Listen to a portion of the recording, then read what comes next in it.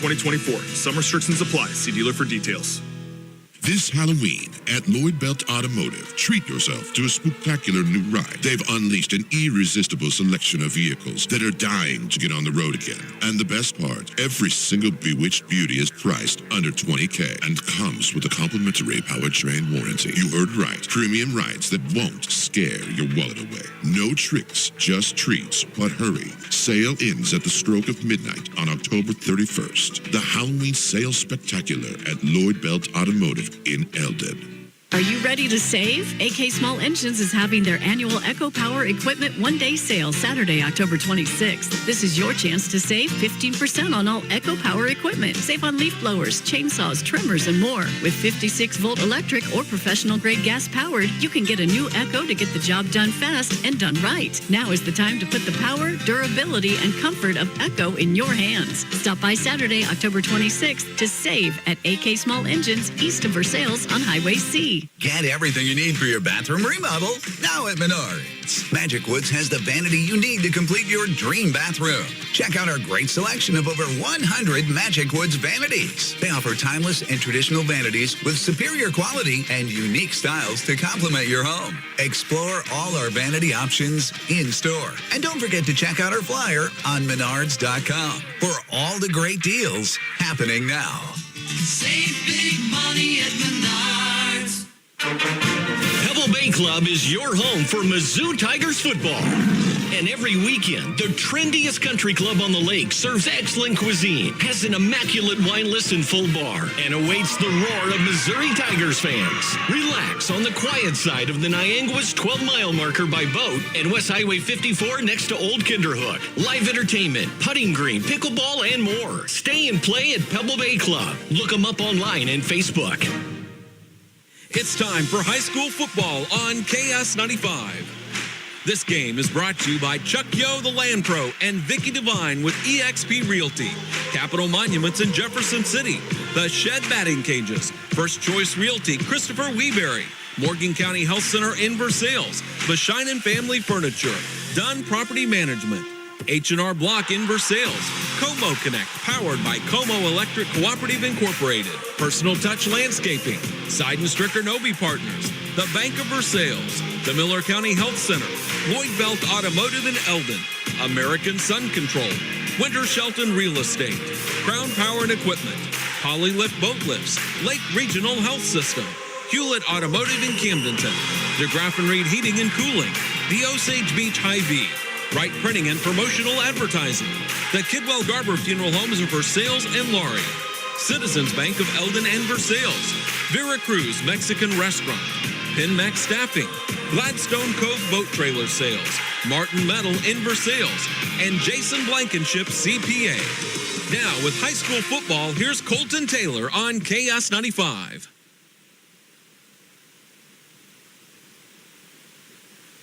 Is senior night here at Versailles, and if you're watching the live stream right now, MoSportsZone.com, you may notice a long stream of people out on the field.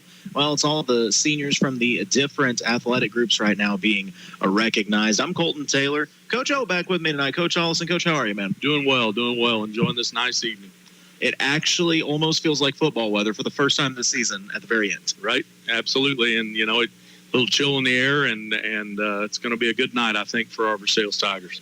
I'm looking forward to it for sure. And by the way, we got Brittany on the camera up above on the rooftop. Mark Sidebottom back at the studio engineering tonight's contest. It is 4-4 Sherwood here at Versailles. Tigers sitting at 1-7. And we'll dive into this whole matchup here with our Winter Shelton Real Estate pregame show. But this is the Hewlett Chevrolet Buick GMC broadcast on KS95 Sports. You can, of course, listen on the radio. If you're thinking, man, I wish I could just see that game. Well, you can just download the MoSportsZone app or go to MoSportsZone.com, and it is streaming right there. But we'll come back with your pregame show. You're listening to KS95 Sports. At Versailles Total Fitness, they want to make sure that you get the most out of your fitness and training and achieve your desired goals. Tara Grantham is a certified personal trainer and registered occupational therapist who can help you reach your goals and stay injury-free on the way. For prices, call Tara at 573-789-6800 at their new staffed hours Monday through Wednesday from 9 to 5:30. That's Versailles Total Fitness at 131 North Monroe Street. Versailles Total Fitness, helping you reach a healthier lifestyle. Hi, I'm Brandon, and welcome to Gladstone Cove Boat Trailer Sales. Do you need a trailer to get your boat out of the water? Maybe just a replacement trailer. Or considering selling your boat and you know a trailer will help get it done. We carry 11 lines of high-quality boat trailers, and if we don't have what you need, we also build our very own line of custom aluminum boat trailers. Thanks to everyone that's been by or just heard of us and gave us a referral. From my family to yours, we can't thank you enough. Since 1991, Capital Monuments and the Atterbury family has served and supported the Mid-Missouri area. They've been offering generations of memorial experience by designing and creating the highest quality monuments. At Capital Monuments, they specialize in creating personalized and lasting tributes, from pre-need and at-need family memorials to military and community tributes. Come in and talk with one of their monument design specialists. They're located west of Jefferson City in Apache Flats, or visit capitalmonuments.com for photo samples. Capital Monuments, the tribute that lasts forever. And we're back with the Winter Shelton Real Estate pregame show, getting ready for Sherwood versus Versailles, tonight's matchup. It is the final game of the regular season. And, Coach, we were just talking in the break. We've decided absolutely nothing as far as district seedings go. I mean, there's still a lot of things at play, and Versailles could, if my math is right, basically see 3 different opponents potentially next week. Yeah, a lot of it's going to depend on what the Boonville-Eldon game ends up being, and Southern Boone's got Blair Oaks, so they're most likely going to lose some points on that deal. And so and in California, can they sneak out a win and maybe bump Eldon? And it's just going to be kind of a free for all in there. All Versailles needs to worry about is taking care of business here tonight. Take care of Sherwood and give yourself the best opportunity to get into that 6th spot, so that hopefully you don't have to go back and see Boonville again. And this game last year took place in Sherwood, of course, and it was a down-to-the-wire matchup, which there were some interesting calls made during that game that may have determined part of the outcome, but nonetheless, it was a back-and-forth.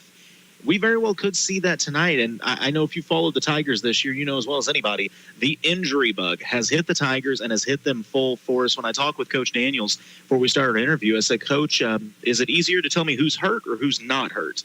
And it's kind of amazing, though, even with all the injuries, so many of those kids are still going to be suited up tonight and playing. Yeah, it's next man up mentality, but when you run out of men, then it's, least hurt guy up type thing. And I think that's kind of where Versailles is at right now. Unfortunate that a couple of the seniors you see out there, Reese and Fletcher, ended their seasons way prematurely, but the rest of these guys are fighting for each other and fighting for the program, fighting for the town. And I think good things are on the horizon here because, as you can see, we have a ton of athletes out for sports here. And anytime you can get numbers out, that means that you're running a program the right way. And I think Coach Daniels is.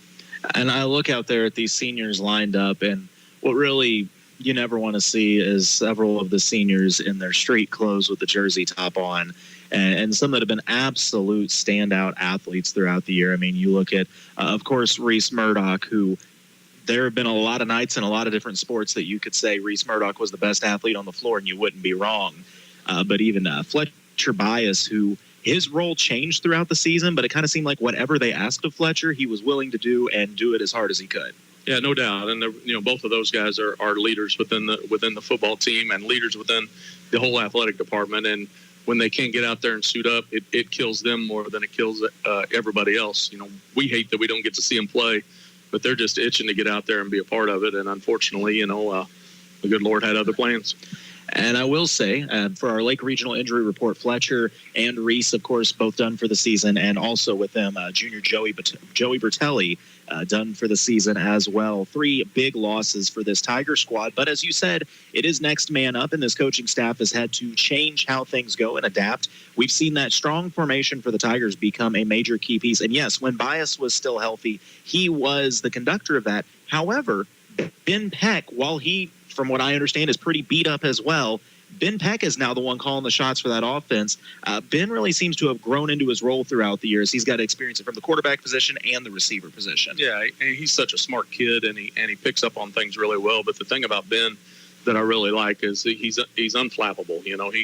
He has times where he may make a mistake or two, but he doesn't let that affect the rest of the game. And that's such an important skill for young athletes to be able to leave bad plays away and just move on to the next play. And Ben does a really good job of that, that's for sure.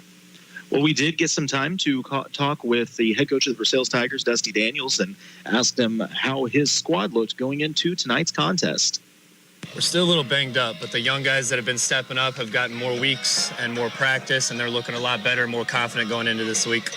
Now, last game of the regular season, your last game here in Versailles this season.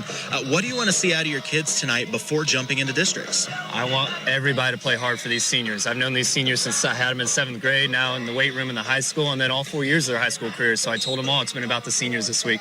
So I hope we come out firing and play for these seniors and give them one last hoorah on our field.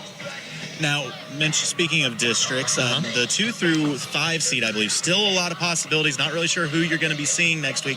Does it make any difference to you who you play, or it's just whoever they put in front of you? It does not put anybody in front of us because we're going to practice hard like we always do. And we're going to come out swinging, and where the chips fall, they'll fall. I love that mentality. Now, tonight in front of you is the Sherwood Marksmen. What do you know about Sherwood? Last year it was a tight game. We ended up losing that game on some calls, we think. It was a close game, one we should have won, and I hope it's going to be the same way this week. If we were full health, I think we'd be okay going into it, but with these young guys playing, they're going to have to really play disciplined football and do their job because they got some talent over there in their skill positions. Now, I know it'd be easy to just put negatives on this season with all the injuries and say, oh, you know, what if we had our players? But one positive light is you have got to get a lot of reps for some younger guys. How important is that going to be in future years? It's going to be very important because there's not going to be that shock factor, that speed factor going from JV to varsity because these JV kids have been playing varsity, so they should be able to fit right into it next year and have a lot of experience going into next year and be all right. All right, and lastly, what is the number one thing against the Marksmen tonight that'll decide if you get a victory or not? Stop their running back, number 6. He runs the ball hard. He's a taller kid, so he has a lot to tackle down low, but we've got to stop him on the ground. If we have more rushing yards and we stop number 6, I think we'll be all right.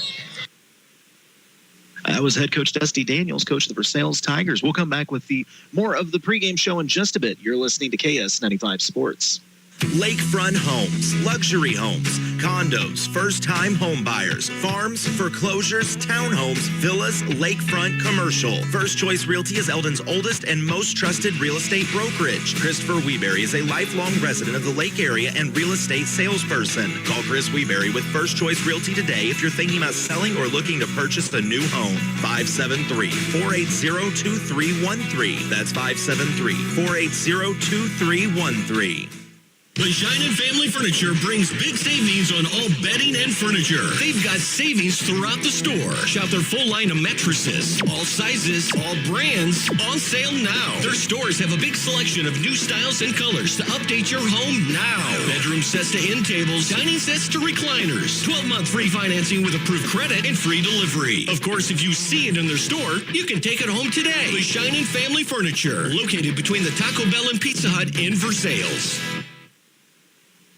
And we're back with the Winter Shelton Real Estate pregame show. By the way, that was the Dunn & Associates coaches interview. And we got to talk to Coach Daniels. And, you know, you got to love Coach Daniels and the attitude that he has with this squad. You talk about a guy who, I mean, once again, he's had to replace so many positions. I was told they have not had the same starting lineup for 2 consecutive games all season long.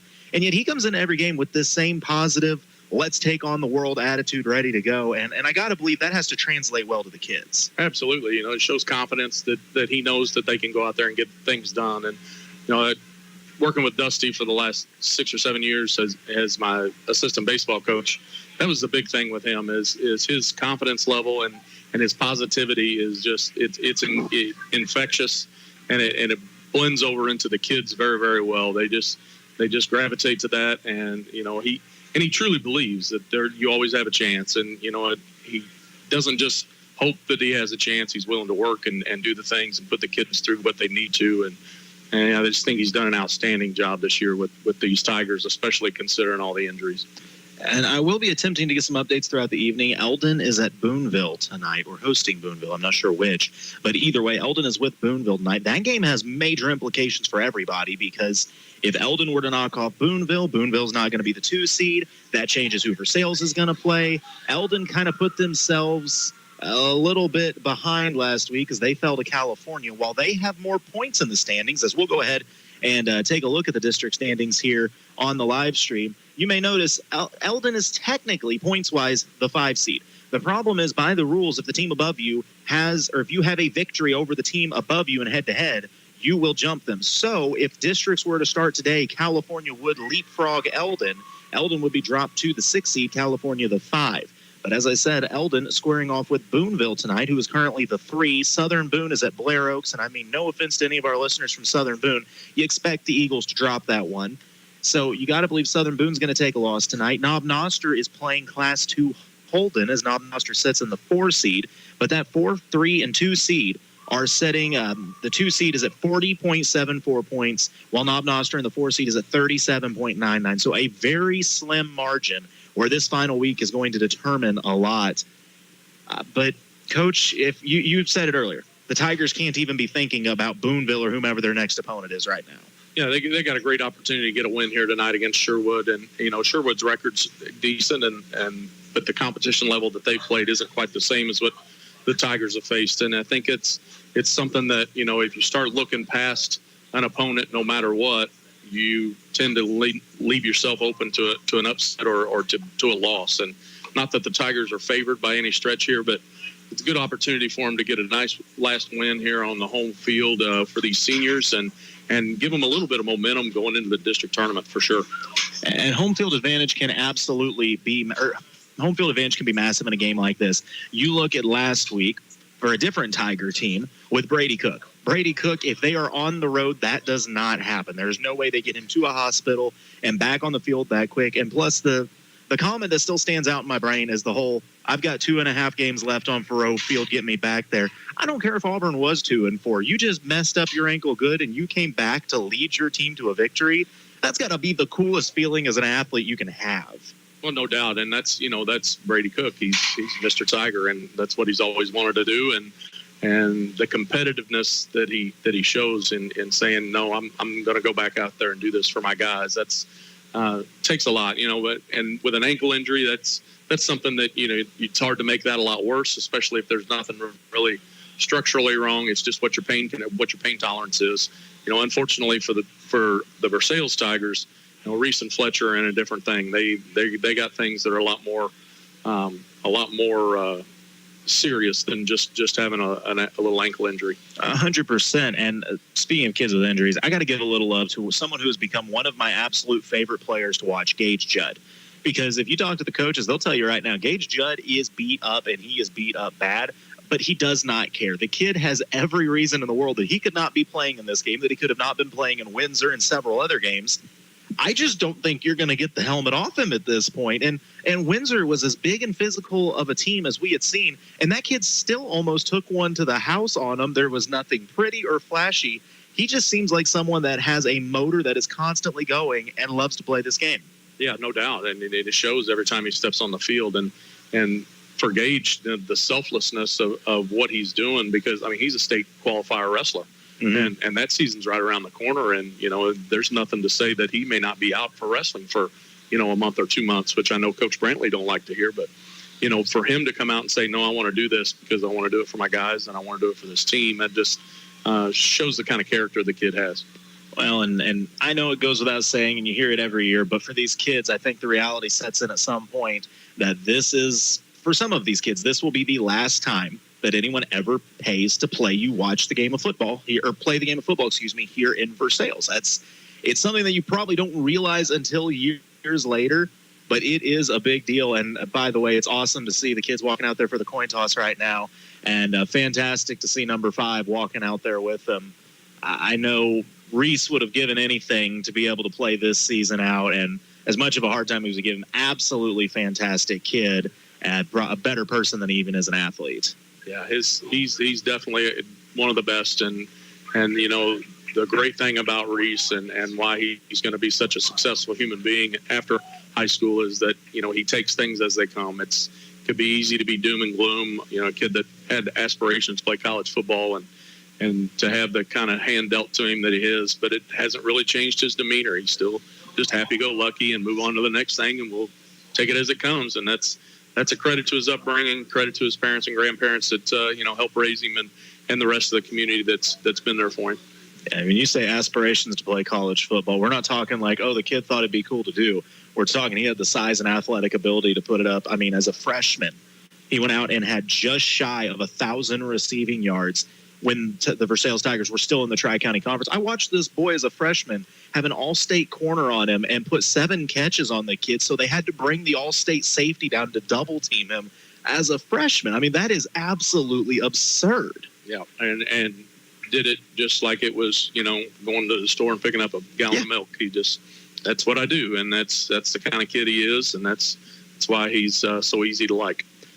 Tigers on the coin toss. Of course, Tigers going to be in their home black with those gold letters that stand out so much, or gold numbers, that stand out so well, and I greatly appreciate that. And the marksmen, they've got the road whites with the black lettering that stands out, so I don't mind that either. And we'll wait for the signal. It appears that Sherwood is going to receive the opening kickoff. So we'll see if the Tiger defense can get a stop to start this game. I have heard from anybody that has watched anything on Sherwood, we're going to see some running action. The Sherwood running back was all-state last year coming back. And in this conference, we've learned basically if you play in the Ozark Highlands Conference, you run between the tackles, plain and simple. Throwing the ball is a secondary thought. Yeah, that's what I was going to say. So you're telling me there's a team in the Ozark Highlands that likes to run the ball up the middle. Okay. Strange. But it'll be an interesting matchup because, Versailles is probably going to have to do a lot of the same. And it should make for a quick game, but hopefully it'll make for an exciting game as well. So for the Tigers, Coach, I got to ask, what are your keys to the game for Versailles, starting off on defense, since that's what we'll see first? I think you got to limit the early downs. First and second down, you got to keep them behind the sticks as best you can and put them into third and long situations where they feel like they may have to throw it. I think if you let them get 3 or 4 yards first down, 3 or 4 yards second down, puts a lot of pressure on your defense because their running game is so stout. And I think offensively, Versailles has to take care of the football. You can't afford turnovers in games like this, and you got to be able to get positive yards every time you snap the ball. I couldn't agree more. I definitely want to add in no self-inflicted wounds. You got to make sure if somebody's going to beat you, it's the other team. Opening kickoff is away, and a diving field made at the 34-yard line. That's where the marksmen will start this drive. Good crowd on hand here for senior night. And, credit to the Sherwood fans that drove as well. It's not like this is some short road trip. I don't remember what Sherwood is. Probably a good hour and a half away. Oh, yeah. It's forever down there. Beautiful scenery on the way, though. Creighton, Missouri is where that's located. Creighton, Missouri. That's right. That's not the same as the college Creighton. They are different. Yes. Now I'm trying to remember who the standout basketball player from Creighton was a few years back. The shooting guard. Yeah, his dad was coach. It's not McDermott, is it? McDermott. Yeah, Dougie McBuckets. On first down, it's going to be a handoff. No quarterback going to keep it. He's under pressure. Has to throw off his back foot, and it falls incomplete. Great job by the Tiger pass rush. Yeah, Brady Dobbins come off the edge there, and he wasn't fooled with the fake, and was able to get to him, put a little pressure on the quarterback there. Quarterback is Kanzler, by the way, and Kanzler did a good job to extend the play, but yeah, the Tigers were not having that. Dobbins was coming with a head of steam, so it'll be 2nd and 10 for the marksmen from their own 34-yard line. Dalton Shoemaker there with him, right in touch. Sophomore linebacker as well. Boy, that is a big running back for Sherwood as well, and they're going to give it to the back. Running on the right side, follows the guard. He's got a hole. It's middle field. He's got a first down, looking for more, but he's going to be wrestled down at the 45-yard line. On the carry is Eli Farrell, just a junior, but he's a pretty big boy out there. He is a good-sized human being, that's for sure. And Versailles there just got to plug those holes a little quicker. The linebackers got caught on their heels a little bit and didn't come in and force some action. And he's a good-sized kid, but he's not near the size kid that Windsor had. And I think that playing that competition should make this a little more of a manageable thing for Versailles. Probably should have been a false start, but nonetheless, Farrell going to bulldoze forward. He'll pick up 9, make it 8 before the Tiger secondary able to wrestle him down. Yeah, I think he may have got a little bit of a head start before the snap. Yeah, there was a little bit of movement going on there before the snap for sure, but that kind of stuff happens. Again, a little better job that time of getting through the holes, but got to get to him a lot sooner than what we're getting to him right now. It's going to make it 2nd and 2 for the marksman. Any kind of early stop for the Tigers could be huge here. They're going to go right back to Farrell, this time running to the left side. Tries to follow the left guard. He's got a seam. He's got the first down and a few extra yards as he drives his way to the 43-yard line of the Tigers. First down, marksman. Looks like the Tiger linebacking crew is starting to get things figured out a little bit. They're getting to the ball a little faster and plugging up some holes and forcing him to go east and west as opposed to north and south. And that's the key for a big kid like that. Make him go right and left. But if he gets to go straight downhill, it's going to be tough.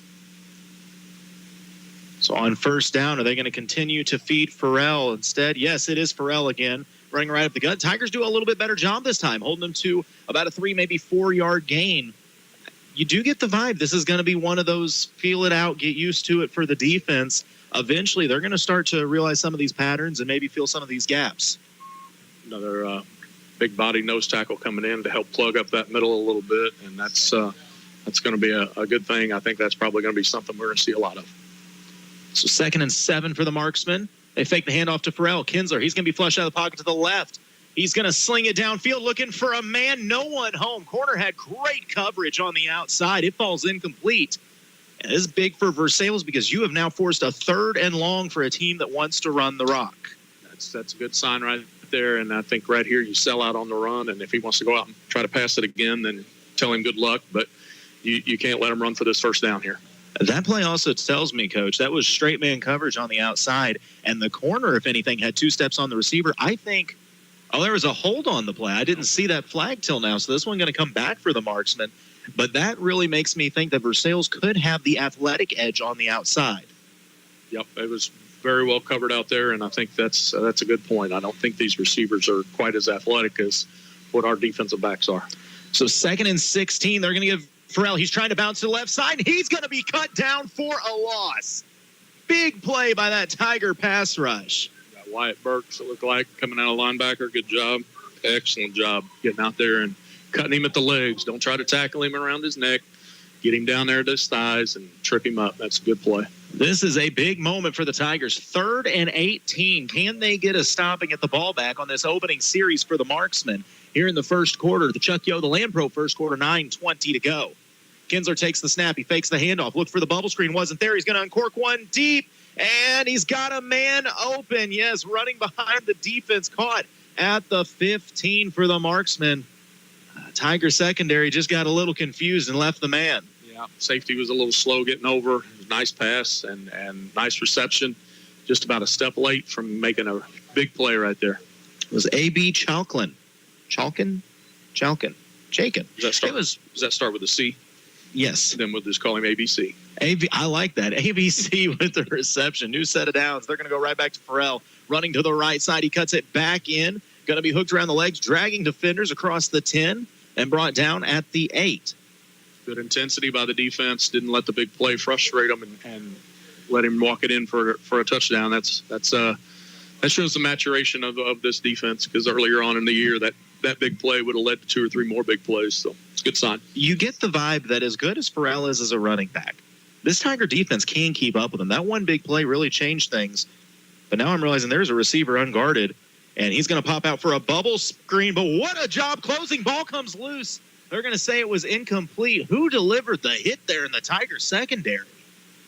I can't see the number, but that was he had 2 guys out there he was responsible for, and he saw that bubble screen coming. That was Braden Albrecht delivering the hit and breaking that. I was actually calling out before that there was 2 receivers and only 1 corner over there. And apparently Braden was enough to handle it.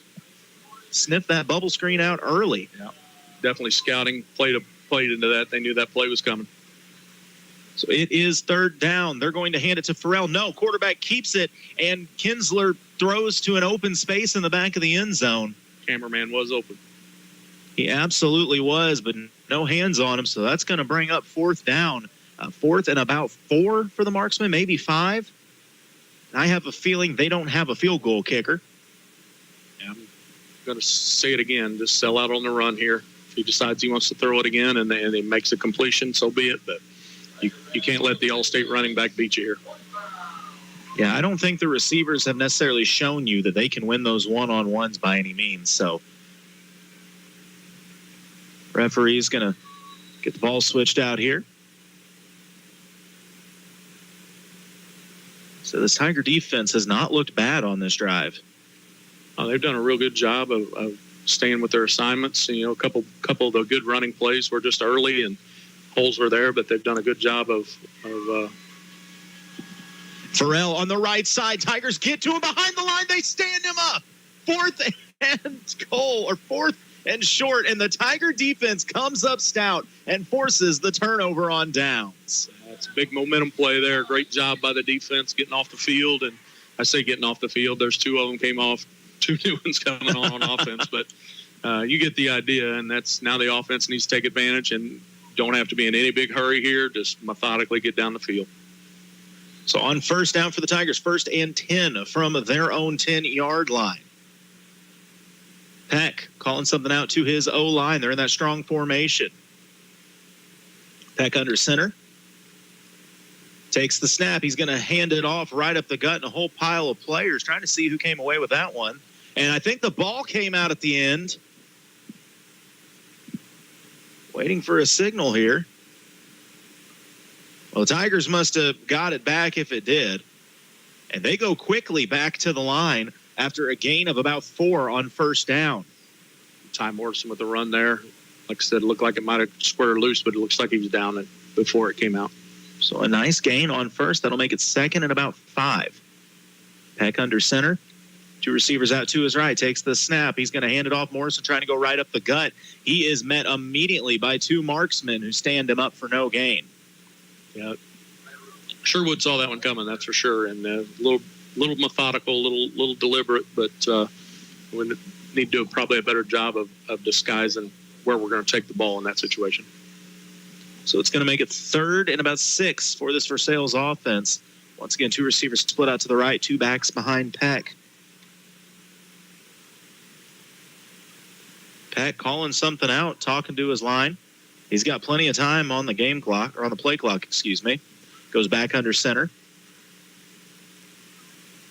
Goes for the hard count, won't bite. Flag comes out, and I believe the Tigers may have moved early. That's unfortunate that they were able to see that one and not the one earlier, but that's football, and that happens. So got a little itchy in the backfield.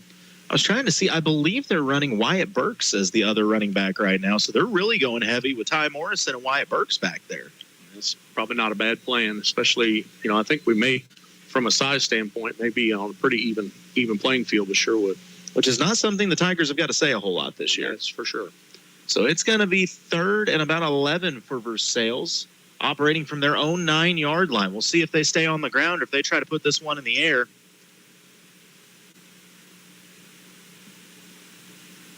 Peck just gave a sign to the rest of the squad that looks like a throwing motion. We'll see what it means. Takes the snap, drops back. He is indeed going to throw. He uncorks one down the right sideline, and it's picked off at the 30. Sherwood looking to return, gets the outside at the 20, and pushed out of bounds at about the 15-yard line. Peck uncorked that one just a little too hot for his man on the right side, and the cornerback was the only one that had a play on him. Yeah, he had an open guy, but he just kind of sailed on him just a little bit, and that's unfortunate because that would have been a big play for the Tigers moving forward for sure. Is that TJ out there? It may have been Schofield running. I'm not positive, but so Tigers give the ball right back. And Sherwood with excellent field position, starting this drive from the 15 of Versailles. 6:09 to go in the Chuck Yo, the Land Pro first quarter. Still no score. Tight formation. Trips left for Sherwood. Tight end comes in motion.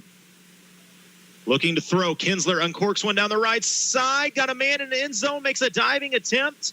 And he comes up with it. Touchdown marksman.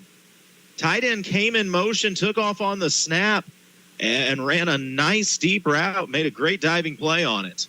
Luke Maynard, it looked like, was the receiver out there. Heck of a catch, diving catch going into the end zone. That was a nice play, and I don't think that the coverage was that bad. It was just ran a good route and made a good throw and a great catch. I was going to say, sometimes you just got to tip your hat to the offense, and it was all effort there to make that catch. Now with no kicker, marksman going to go for 2. They go heavy. It's going to be a handoff running to the right side. Takes contact, and he's in for 2. Kind of makes sense. If you're going to go for 2, you go back to the big back. So marksmen score first in this one. They put 8 on the board on the drive. We'll come back with more. This is the Chuck Yo Land Pro first quarter, and you're listening to KS 95 Sports. Since 1882, the Bank of Versailles has been locally owned and operated. Lending decisions are made right here in our community by people who understand real estate in the area. The Bank of Versailles is your local home and farm loan specialist, offering knowledgeable staff and competitive fixed rates that are hard to beat. The Bank of Versailles, building relationships with the people in our local community for 142 years. Member FDIC, Equal Housing Lender. It's the final days to cut a deal. Your new John Deere compact tractor is waiting at Seidenstricker Nobe Partners. Get 0% financing for 84 months with zero down, or get 0% financing for 60 months, plus save up to an additional $4,000 on select compact tractors. Hurry in to one of our locations or visit us online at snpartners.com. Seidenstricker Nobe, your partner for the land. Offer valid through 10/25/2024. Some restrictions apply. See dealer for details. Breaking tackles on the return for the Tigers. Cross the 40, cutting it back inside at the 45. Dragged down just shy of midfield. Big return for Versailles. Coach O, who is that? Well, it's Gage Judd, of course, as you can tell. He such a spark of energy and just never say die attitude when he's got the football or when he's playing defense, either one. That kid does not need a hype man. He pops up like Isaiah Pacheco, bouncing all over the place, slapping his own helmet. What a play. So the Tigers will start this drive from their own 48. Peck under center, two receivers out to his right. That heavy formation, he's got Morrison behind him. As well as, that's terrible, I called it out on the last drive. Wyatt Burks, thank you. Peck looks over the coaching staff, goes back under center, takes snap. He's going to pitch it out to Burks. He's got Morrison as a lead blocker. Flies through a gap. He's got a nice gain. Pick up 6, maybe 7 on first down. Good concept there, getting that Burks out with a little bit of room in front of him, but more importantly, he's got Ty Morrison in front of him to kind of create a little wedge for him. I don't know Ty, but I just get the vibe from his style. He just likes hitting things. Yeah, he's a tough kid, that's for sure. 2nd and 3 for the Tigers. Peck, once again, looking back at the coaching staff as they call back out the symbols. Adjusting the options here. Peck calls it out to his O-line. Takes the snap. Going to fake the pitch. He's going to keep it. Tries to shoot through a gap. He's grabbed from behind. Breaks one tackle. Dives forward to the 40. That's going to be enough for a Martin Medal first down. Ben Peck keeping it and moving the chains. And you can see there, Ben is the exact opposite of Gage Judd. When he gets done with the ball, he finds the ref, flips it to him, goes on, all right, next play. And both are awesome, and you love having both kind of kids on your team, that's for sure. Absolutely. So new set of downs, 1st and 10 for the Tigers from the 40. They trail 8-0, looking to answer here in the Chuck Yo the Lamb Pro first quarter. I just love Peck always seems calm. Doesn't matter what's happening. He always seems calm under center, which is what you want in your quarterback. Who jumped first? 3 hankies fly through the air. They're going to get the Tigers for it. I was hoping maybe the DN flinched and that made the right tackle jump, but going to say Versailles move first. Yeah, it looked like they were about simultaneous, so it's hard to tell. And a tie goes to the runner. There you go. 4:30 to play here in the first quarter. 1st and 15 for the Tigers now from the 45 of the marksman. I like what the Tigers are doing here. They got their set plays, but they got 2 plays on every play, and then they're looking to the coaching staff to make the adjustment after they see the defense. Under center, Peck takes a snap, drops back. He's going to throw this one, and it's quick route caught at the 40, running back to the 35, and a flag comes out from behind. That was the far official, so it's got to be something on the tackle, I would assume, and there may be extra yardage coming for the Tigers. Usually a face mask in that situation. There it is. So I do believe this should move the chains for the Tigers. It was a nice play, though. I didn't actually see who had the catch as I was looking. I think TJ got that one, Schofield. Well, he has been a nice addition to this squad. He has, and it's been great for him as well, just kind of get his self going and getting that competitive mindset before basketball season starts up. But he's a little banged up, but he's a tough kid. And that will move the ball to the 29-yard line. New set of downs and a Martin Medal. First down for the Tigers. 2 receivers split out to the left. That heavy package once again. Burks and Morrison lined up as the backs. Peck pops out, looks to the coaching staff. They make a fishing motion on the sideline. Don't know what that play call means. Peck back to under center, takes the snap. He's going to pitch it out. Burks the back. Tries to run behind the left guard and picks up maybe a yard. Did the ball come out? I'm seeing pointing. That's not usually a good sign. Acting like it did. I think that was Morrison again on that one. Him and Burks have a pretty similar body style. It's hard to tell the difference. They really do. Both big, strong kids. And I haven't seen anything from the officials yet. Okay, ball going to stay with the Tigers. You always get nervous when you see the marksman jump up pointing like that. So 2nd and 9. Tigers going to stay on the ground. This time it is Burks on the carry, going to the right side. He's got a little bit of room, plows forward to the 25. Gain of about 4, maybe 5. That'll make it 3rd and very manageable for Versailles now. Yeah, Burks gets out to the outside and gets a little head of steam on him. He's not a guy you really want to jump in front of and tackle either. He's has some momentum with him. Deceptively quick. Yeah, he is. So 3rd and a long 5, maybe 6 here for the Tigers. 2 receivers out to the left. Pat going to get the play call in from the sideline. You're in 4-down territory if you're the Tigers, so you just want to get a healthy chunk here. I will say the outside corner is given about 6-7 yards of cushion if you do want to run something quick towards Albrecht. They're going to run a quick slant. It's tipped up and picked off. That is a tough one. Went off the hands of the receiver, and it's going to be intercepted by the marksman on the quick slant. Yeah, that's about as unfortunate as it gets. Good throw, good attempt at the catch, went up and got it and just tipped right off his fingers. And then, you know, we had another guy right there to make that tackle, so credit their D-back for being able to hold on to it because he got hit pretty hard as he was coming down with it. A tough break for Versailles, who, to be clear, Versailles has played well in this game. I know the scoreboard right now says 8-0, but the Tigers have just kind of made a couple little small mistakes that have put them in this hole. Another good defensive stop here, and you can erase all that. Kinsler in the shotgun takes a snap, little jet sweep action now from the marksman, but the Tigers going to ride that one down quickly. This drive, starting from the 12 of the Tigers, that's going to be a minimal gain on 1st down, a couple yards max. Brady Dobbins did a good job of chasing that down on the backside. He recognized it right away. Now we got a hold here on 2nd down, force that 3rd and long. You know, between Dobbins and Judd out there, you got a lot of energy flying around trying to tackle somebody. No doubt. So in the shotgun, Kinsler. Receiver comes in motion. They're going to hand it off, running to the right side, looking for a little daylight. He's got it, 1st down and more, I believe. Yes, that's going to be enough to move the chains ahead to the 25-yard line. Nice little play when he got out, had a one-on-one tackle and did a little juke move and was able to get the defender out of the way to gain up the rest of the yards he needed for that 1st down. Farrell, an all-state running back last year, and while it does show, it's not like the Tigers haven't handled him at times. I mean, they have definitely slowed him down and made him earn every yard he's getting. Farrell once again to the right of Kinsler. 2 receivers split out to the left side. They're going to go right back to Farrell, this time running to the left side.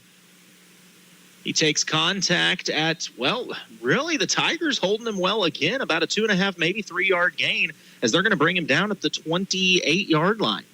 Very good job of rallying to the ball there by the defense and able to make him, again, go right and left, and slow down a little bit, and then you can bring a bunch of people in there and bring him down. I know you can't live in the world of what if, but if you're Versailles right now, you're going, man, what if we were healthy? Right?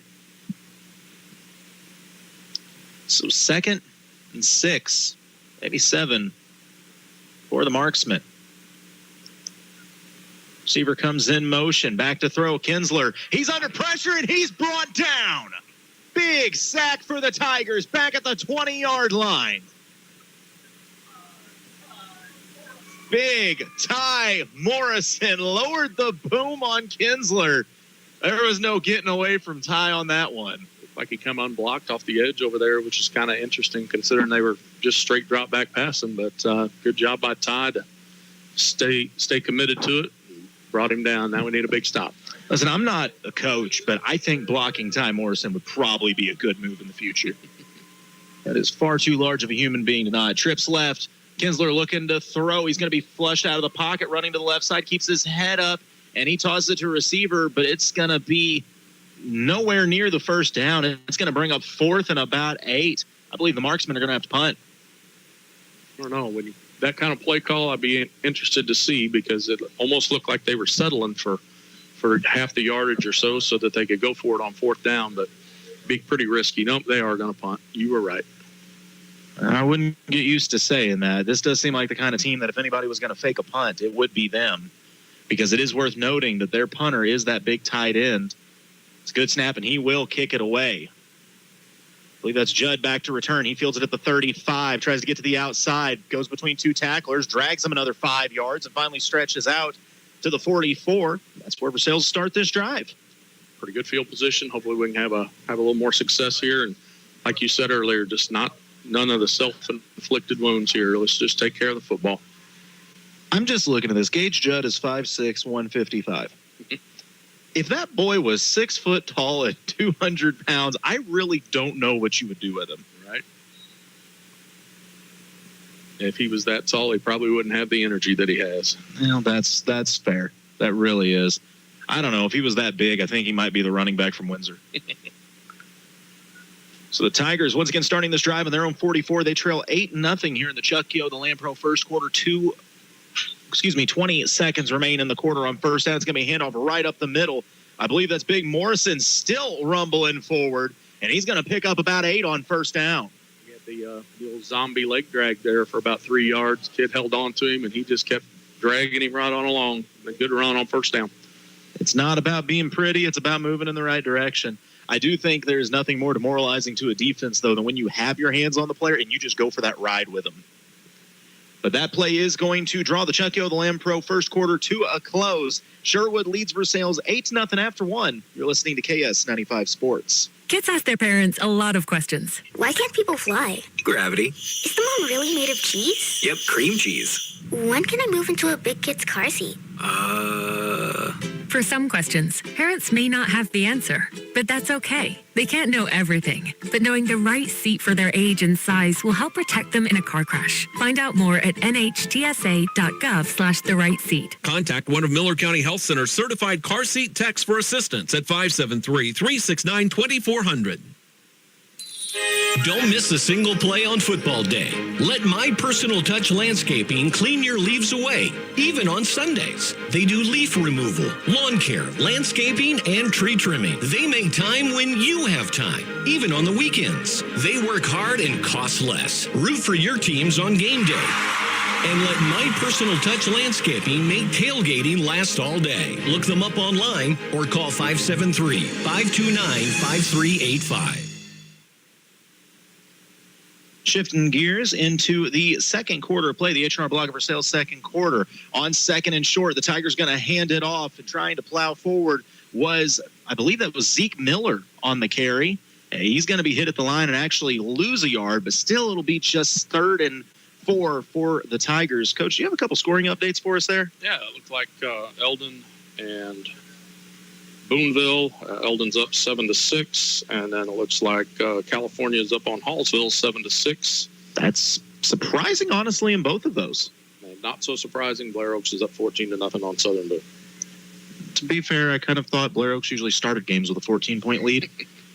3rd and 3 for the Tigers. They're going to hand it to Big Ty right up the middle, trying to push the pack. I think he's got enough for the first down. That extra stretch for sure gets it as he reaches out to the 45-yard line of the marksman for a Martin Medal first down.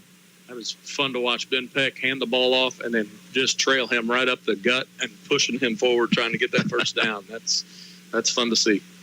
Well, that's just part of the quarterback's job. You know, you start off throwing it or handing it off, and then you're basically a bonus lineman for a little while. So new set of downs for the Tigers, the 44-yard line of the marksman. Nothing pretty for Versailles thus far. Physical football right up the gut, and that's style they want to play as they went from 2 backs to now 3 backs behind Peck in this strong formation. And they're going to hand it off, breaking 1 tackle, shedding a second, diving forward across the 40 to the 37-yard line, waiting for the player to stand up so I can get a number on him. Was that Burks? Yeah, it was Burks again. Like I said, you got 2 boys back there that are both 6 foot or taller and over 200 pounds. And then you got poor Zeke Miller comes in and looks up at the trees next to him. But Zeke is quick, and I'll give that kid credit for his size. His strength is pretty impressive. Yeah, he's put together pretty well. He does a pretty good job. So nice run on first down, makes it second and about 3, maybe 4. Tigers, once again, they've got 3 bodies back there in the back position. Peck under center. Takes the snap. He's going to pitch it out to Zeke. 2 blockers in front of him. Zeke tries to split the gap. Not the best spot in the world. I thought he dove a little farther ahead of that, but he got back about to the line of scrimmage. I like the play call, though. You pitch it out to Zeke, and he's got Morrison and Burks in front of him with a head of steam trying to create a little room. Marksman able to just grab the hips of Zeke as he tried to split the gap, though. Yeah, the defense did a good job of getting off their blocks and getting into the gaps. And like you said, making that tackle. It's like the old student body left play there. Just give it to the little guy and put all the big guys in front of him and move it up the field. It's 3rd and about 5 for the Tigers. Only one receiver split out on the far side. It's a handoff and room to run for Miller. He takes contact, keeps rolling across the 30, diving forward to the 28-yard line. That's how Martin Metal first down. Zeke found that gap on the right side and said, I might not be as big as them, but I think I'm faster than them. I'll tell you, from watching him game 1 and to now, just the improvements he's made at hitting holes hard and keeping his feet moving is very impressive. That's not an easy thing to fix, especially in the course of a season, but he's done an outstanding job of being a lot more aggressive as a runner these last few weeks.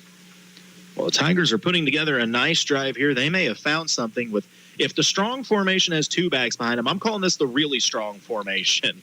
It's a fake handoff, now running a little option to the outside. Peck going to keep it, tries to turn the corner, sheds the tackle. He's got a first down and more. He crosses the 20 and going to be pushed out of bounds at the 15-yard line. A Martin Metal first down all the way into the Crown Power Case IH red zone.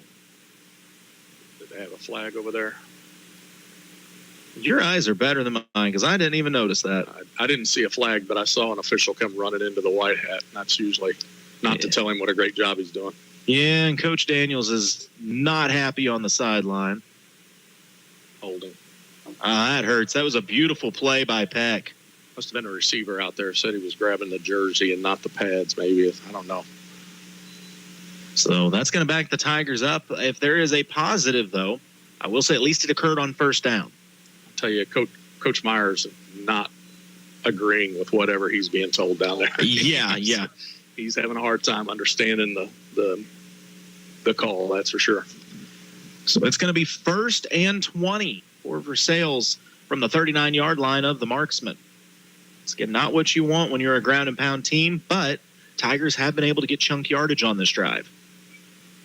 And I believe we're going to have a timeout called by Versailles. Lloyd Belt Automotive timeout on the field as I think Coach Myers has a few more questions he'd really like to ask the officials. We'll see if we have any answers when we come back. You're listening to KS-95 Sports. At Lloyd Belt Automotive, they've proudly been serving the Eldon community for 40 years. Their hand-selected inventory specializes in newer, low-mileage vehicles, each going through a rigorous 172-point inspection to ensure quality. And it doesn't stop there. Their full-service department, staffed with factory-trained ASE-certified technicians, can keep your car running smoothly. For unbeatable sales and top-notch service, see the name Eldon has trusted for 4 decades. Lloyd Belt Automotive, where customers become family. Visit today or check them out online at lloydbelt.com. Hi, I'm Jason Blankenship, owner of Jason Blankenship CPA LLC. As the year quickly draws to a close, it's time to start thinking about tax planning strategies for your farm and business. We are happy to meet with you and help you see where things stand for the year. We can also give you advice on ways to spend money to help you grow your business, all while maximizing your tax savings. No matter what your tax, payroll, or accounting needs are, Jason Blankenship CPA LLC has got you covered. Celebrating 10 years of service to the Central Missouri area and looking forward to many more, give us a call at 573-557-2417 or stop by and see us at 401 East North Street in Eldon. 1st and 20 from the Tigers as we come back. In that super strong formation, they're going to hand it off. Zeke's got a little room, tries to bounce to the outside. A nice gain on first down. He'll pick up about 7, maybe 8. That's what I'm saying. I mean, yeah, you're a ground and pound team, but you're in 4-down territory. And if you're going to rip off 7 yards a chunk, I'm not a mathematician, but 7 times 4 is enough to convert a 1st and 20. 100%. That's Stover math for you. You did a good job. Thanks, man. Thanks. Just remember, you were one of those teachers for me at Stover. Right. Oh, 2nd and 12 for the Tigers. Now on the 34-yard line. Yeah, Eldon right now leading in their matchup with Boonville. And you want to talk about flip the whole district upside down. That would do just that. It's going to be a handoff. Ball's on the ground, though. Oh, that's a bad situation. I think the marksman had an eye on it, and they do. The handoff was bobbled, and Sherwood able to get on it. Yeah, that's unfortunate. And, it's one of those things that it just feels like everything just kind of happens over and over and over again. And, it's, again, freak play, not anything, not anybody's fault. But as a coach, you're just like, man, we finally had something going, and then something bad happens again. I mean, I'm not trying to sound negative here, but right now Versailles is the one beating Versailles. On first down, they fake the handoff to Farrell. It's going to be throw out to the flat to the big tight end. He crosses the 40 across midfield. Now across the 40 of the Tigers, finally pushed out of bounds somewhere near the 30. They're going to mark him at the 32-yard line. Big catch and run for the marksman. Yeah, that's a situation. Hindsight's 20/20, obviously, but when you have a tough play like that and it's early in the second quarter, maybe a good time for a timeout. Coach Daniels kind of get everybody together and remind them that, hey, that play's done. Let's move on to the next one. I keep calling him a tight end. It's because he's wearing 87 and he's a large human being. That is Maynard out there. They list him as a wide receiver, but in my book, if you're over 6 foot tall and you're wearing 87, I'm going to assume you're a tight end. They're going to go right back to Maynard. On the flat on the opposite side, he cuts it inside, but no big gain here as the Tigers, that is the definition of gang tackling. 4 Tigers held him, and that might have been Gage Judd that went full spider monkey and just threw himself at the pile. I think it was. That was, good job by Braden Albrecht to hold him up, and then all of his teammates got there to finish off the job. That I don't know what else you would call that. I've never been a football coach, so I don't know if that is the technique you teach. If there's a pile, just yeet your entire body at it or what. But when your body's small, that's probably the best bet. Fair enough. So 2nd and 8 for the marksman. They're going to give it to Farrell running on the right side in the gap. He's got a first down, shedding tackles, still carrying the Tiger defenders as he crosses the 25-yard line ahead to the 24. New set of downs for Sherwood. Misdirection there, caught the linebackers leaning away from where the ball was going, and with a running back like they have, that's never a good thing. So the Tigers really needing another hold here defensively, try to get this ball back. It's just an 8-0 game right now, very much still alive in this one. We've got 6:17 to play in the H&R block of Versailles. Second quarter. Trying to get to the outside is Farrell. He crosses the 10. He's got a shot at the end zone, and he will get there, able to turn the corner on the Tigers. That's going to be a touchdown Sherwood as they grow their lead to 14-0. Another nice run by the big kid from Sherwood, but the defense right now is reeling a little bit. These seniors need to get together and get this thing back together and get everybody on the same page and realize that all is not lost. You moved the ball really well. Just had some unfortunate circumstances. There's nothing to say you can't come out and score 21, 28 points tonight, but if you're going to continue to let them score, it's not going to matter. Sherwood has shown me nothing defensively that I believe they can just flat out stop the Tigers. The Tigers have beat themselves with turnovers thus far. Sherwood going to go for 2 here. It's going to be a handoff to Farrell. Cuts it back outside. He's got a lane, he's got room, and he's got 2. So the marksmen will extend their lead to 16-0. We've got 6:01 to play here in the H&R block of Versailles second quarter. When we come back, you're listening to KS-95 Sports. Take you home like a cheese, protect my homes. Keep it cool and safe, no need to roam. Stop the race before they invade your place. I can live in space, so sunny in the race. Be a champion, not a contender. With American sun control, you're the defender. Shield your home, make it bright and bold. American sun control, the story's sold. American sun control, the need to know for a cooler home. Come on, let's go. What a game, it's 4th and goal. Winter Shelton drops back in shotgun. Here's the snap. Shelton bootlegs. He keeps it. He dives into the end zone. Touchdown! When it comes to winning and real estate, there's one team crushing the competition. Winter Shelton Real Estate Group. Shelton is crushing it. Look them up online and Facebook. Winter Shelton's crushing it, yeah. The ensuing kickoff. Tigers going to start this return from their own 15-yard line. Rowan Allen with it. He's going to take contact and go down at the 23-yard line, give or take. I believe that was Rowan Allen. Yep, I think it was Rowan. Had a good head of steam, and then he went to cut and kind of slowed his feet a little bit. But not too bad, a little run back. So the Tigers Points would be huge, especially with this second quarter winding down more and more, about 5:50 to play in the H&R Block of Versailles second quarter. Tigers do get the ball to start the second half. If you can go get points on this drive, get the ball back at the second half, you're right back there in this ball game. And once again, Tigers have shown they can move the football on this marksman squad. Do we have a flag on the play or something? Yeah, they called a hold on the Tigers there. All right, well, that's not going to make this drive any easier. It'll make it more epic when you get to the end zone. I like the way you think. Always so positive. So the Tigers will now start this drive from their own 14-yard line. Back to the strong formation this time. Peck takes the snap, hands it off, running right up the gut, just driving the pile forward to about the 20-yard line. Well, just shy of the 20. Be a gain of 4, near 5 on first down. I really think at this point, maybe the Tigers just keep it simple here for the rest of the half and see what you can get out of it. Make sure that you don't give the ball back to Sherwood unless you've got points on the board afterwards. But it's, the stuff they've been doing has been very good, but I think simplicity sometimes is the best. So 2nd and 5. Back to the super heavy. They're going to give it to Miller. He follows the block. He's going to get out to about the 21 before he's stood up. And that hole closed pretty quick. The Sherwood linebackers did a pretty good job of squeezing down. Well, as we talked about before the game, this conference is run between the tackle night in, night out, so you've got to think the linebackers are going to be accustomed to that and be able to defend that pretty well. 3rd and 4 here for Versailles, very manageable. I completely agree with the keeping it simple, but I will say if Sherwood is going to continue to give 6 and 7 yard gaps to the receivers in single coverage outside, I wouldn't mind a bubble screen sometime. Super heavy formation. Peck takes the snap. He's going to hand it off. A little running room up the gut, but going to be stood up shy of the first down at the 23-yard line.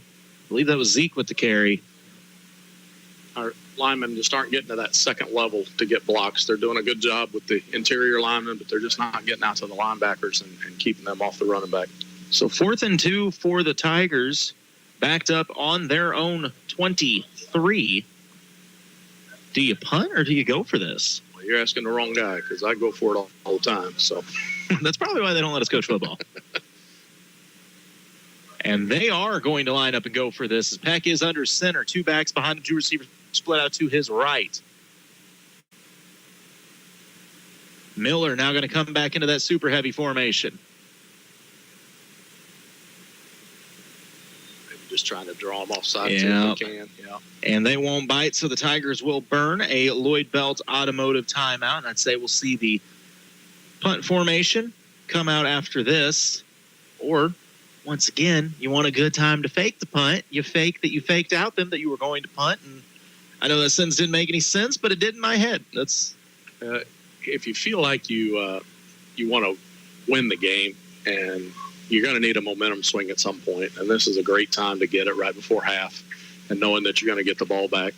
The naysayers on the other side say, well, if you give them back the ball here this deep, it's going to be easy for them to score, and then you'll be down 3 scores going into the half. And I completely understand that, but I've always kind of believed in doing everything you can to try to win a game, even if it means you might lose by more if it doesn't work. I don't really care what the final score is. If we lose by 50 or lose by 7, we still lost. And so I want to do everything I can to win. That's my mentality when it comes to this kind of stuff. But I know football coaches are a lot different. Yeah, I think Versailles is going to play the game here of, hey, it's only a 2-possession game right now, and we can flip the field position on them. So they are going to bring out the punting unit, unless, once again, they want to run a fake here. But I think Sherwood's kind of on their toes for it. And Tigers will punt it away. And a nice punt at that. It's going to take a hop at the 48, rolls across the 45. I thought that thing's momentum was about to carry it all the way to the 30, but the backspin brought it back in favor of the marksman. Caught the wrong side of the nose whenever it hit and just checked up pretty good. I wish my wedge shots would do that. Oh, I don't want to hear about the golf game. At this point, if I can hit it anywhere in the vicinity that I was aiming, I'm calling it a good day. Now that we're about done with practice at school, I'm kind of hoping this weather holds and I can get out on the course a little bit before it starts getting cold. You're like, what, a 2 or 3 handicap, something like that? Not even close, but I do enjoy it. Sherwood starting this drive from the 44. They're going to hand it off on first down. Farrell, he's going to be hit and hit hard at the line as multiple Tigers converge to hold him to essentially nothing on first down. Excellent way to start it here, and you just gotta force your own punt here or try to get a turnover, whatever works. If you can force them into that 3rd and long, maybe catch an interception, and then maybe have a chance to score.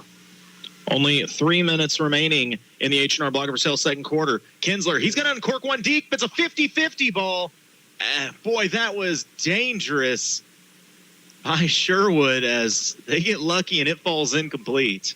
Yeah, both defenders wanted to make sure the receiver didn't catch it, which is the smart play, but it would have been nice to see one of them just go out and try to catch that. I think that would have been an easy interception if they'd have been focused on the ball more than the player. Problem if you're Sherwood, what I'm thinking is they're going to burn a timeout. You just stop the clock now, and you're facing 3rd and 9. So if the Tigers would get a stop here, hold you a minimal gain, they can burn a timeout potentially and get this ball back with a chance to do something. Also, I don't know if you know this, but I am a mind reader. When that play occurred, I actually could hear Reese Murdoch saying, "I would have picked that." There's no doubt if he would have been in the area, he would have given it everything he could. That's for sure. So I think Sherwood probably is talking about whether they want to go if they're in 4-down territory here. Do you want to just make sure you get 4 or 5 here and then leave it to a 4th and short? Or if you're for sure going to punt it, then you're going to obviously try to get the first down. I would tend to think that Sherwood's going to try to get 3 or 4 here and 3 or 4 on the next play and keep the clock moving. But again, I'm not a football coach and don't claim to be unless we're playing Madden, and my record on that isn't very good either. So, I don't know. This is going to be interesting. If you're Sherwood, they've thrown the quick bubble screen a couple times, and right now they're going to split 2 receivers out to each side. That may just be to try to spread the Tiger defense out and run this thing, but we'll see as the big fella comes in motion. And no, Kinsler drops back. He is looking to throw. He looks downfield, keeping his head up. He's going to throw on the run, looking for his man a one-hand snag, but he was out of bounds when he brought it in. I thought he brought it in. He may have dropped it. Nonetheless, the pass falls incomplete. The clock stops. Sherwood's going to punt this ball back to the Tigers with 2:48 to go in the H&R Block of Versailles second quarter, and Versailles still with 1 timeout left. So Tigers do have a little time to do something here. It's an interesting play call. I would not have expected that in that situation. Well, I would have thought you'd want the clock to run. Tigers got lucky. The far side receiver was wide open in the flat. Probably would have had the first down, but Sherwood gets the punt away, and it's going to take a hop at the 24, roll across the 15. Sherwood players attempting to fan it. It doesn't move much more, and it's going to be touchdown at the 10. So it'd be interesting to see how aggressive Versailles plays here. Do you just stay on the ground and see if your back can break one, or do you have something dynamic you go to? I think early on here, you try to maybe just keep it on the ground, see if you can break something, and then, if you're able to get a first down or 2 and you can get closer to midfield, then maybe you go ahead and chuck it up and see what you can make happen. So the Tigers will start this drive, and we'll call it at the 10-yard line. They got to go 90 yards to put points on the board. They trail 16-0 here in the H&R Block of Versailles second quarter with 2:48 to play before the half. We'll split 2 receivers out to the right side. That heavy formation, Peck under center takes the snap. Ball's bobbled, but he's able to dive back on it. Turnovers have been a problem for Versailles in this game already. That's, as Coach Williams used to say, Rich Williams used to say, somebody ate too much popcorn before the game. That ball keeps sliding around all over the place. It has been an issue for Versailles. So that'll make it 2nd and 11. Peck back under center. Takes the snap. He's looking to throw. He's under duress. And he's going to be brought down. The problem is, where was he brought down? And the Tigers catch a bit of a breakdown as they're going to mark him down at the 1-yard line. He tried to stay alive, and I was afraid they were going to call a safety there, but instead they will mark him down just shy of the goal line. Gave him his forward progress. The defender there was trying to whirl him around and get him into the end zone so he could get that safety. Looks like Sherwood's going to take a timeout. Yeah, now the battle of field position gets really interesting with a Lloyd Belt Automotive timeout called. If you're Sherwood, you're questioning now how far can the Versailles punter punt this if they have to? Where can you get the ball, and how much time are you going to have left, as the Tigers have not ran a ton of time off the clock. I was going to say how much is left, but the timeout timer's running instead. And I think if you're Versailles here, go ahead and keep the ball on the ground. Make Sherwood call their last timeout. And then at least if you're punting the ball to them, they've got to do it without timeouts. With their running game being as good as it is, they're going to want their timeout. So I think make them burn that timeout, and you never know. You might be able to break something, but at any rate, you're going to get that thing underneath a minute and give them the ball back, hopefully at midfield or beyond, and limit their opportunity to score. Well, the big thing for Versailles on this handoff, you need a clean snap and a clean handoff. The O-line's got to get a push because you at the least have to get back to the line of scrimmage. Anything less than that could result in a safety. And then the fast break basketball coach in me says, great time to fake it right up the middle and throw it deep.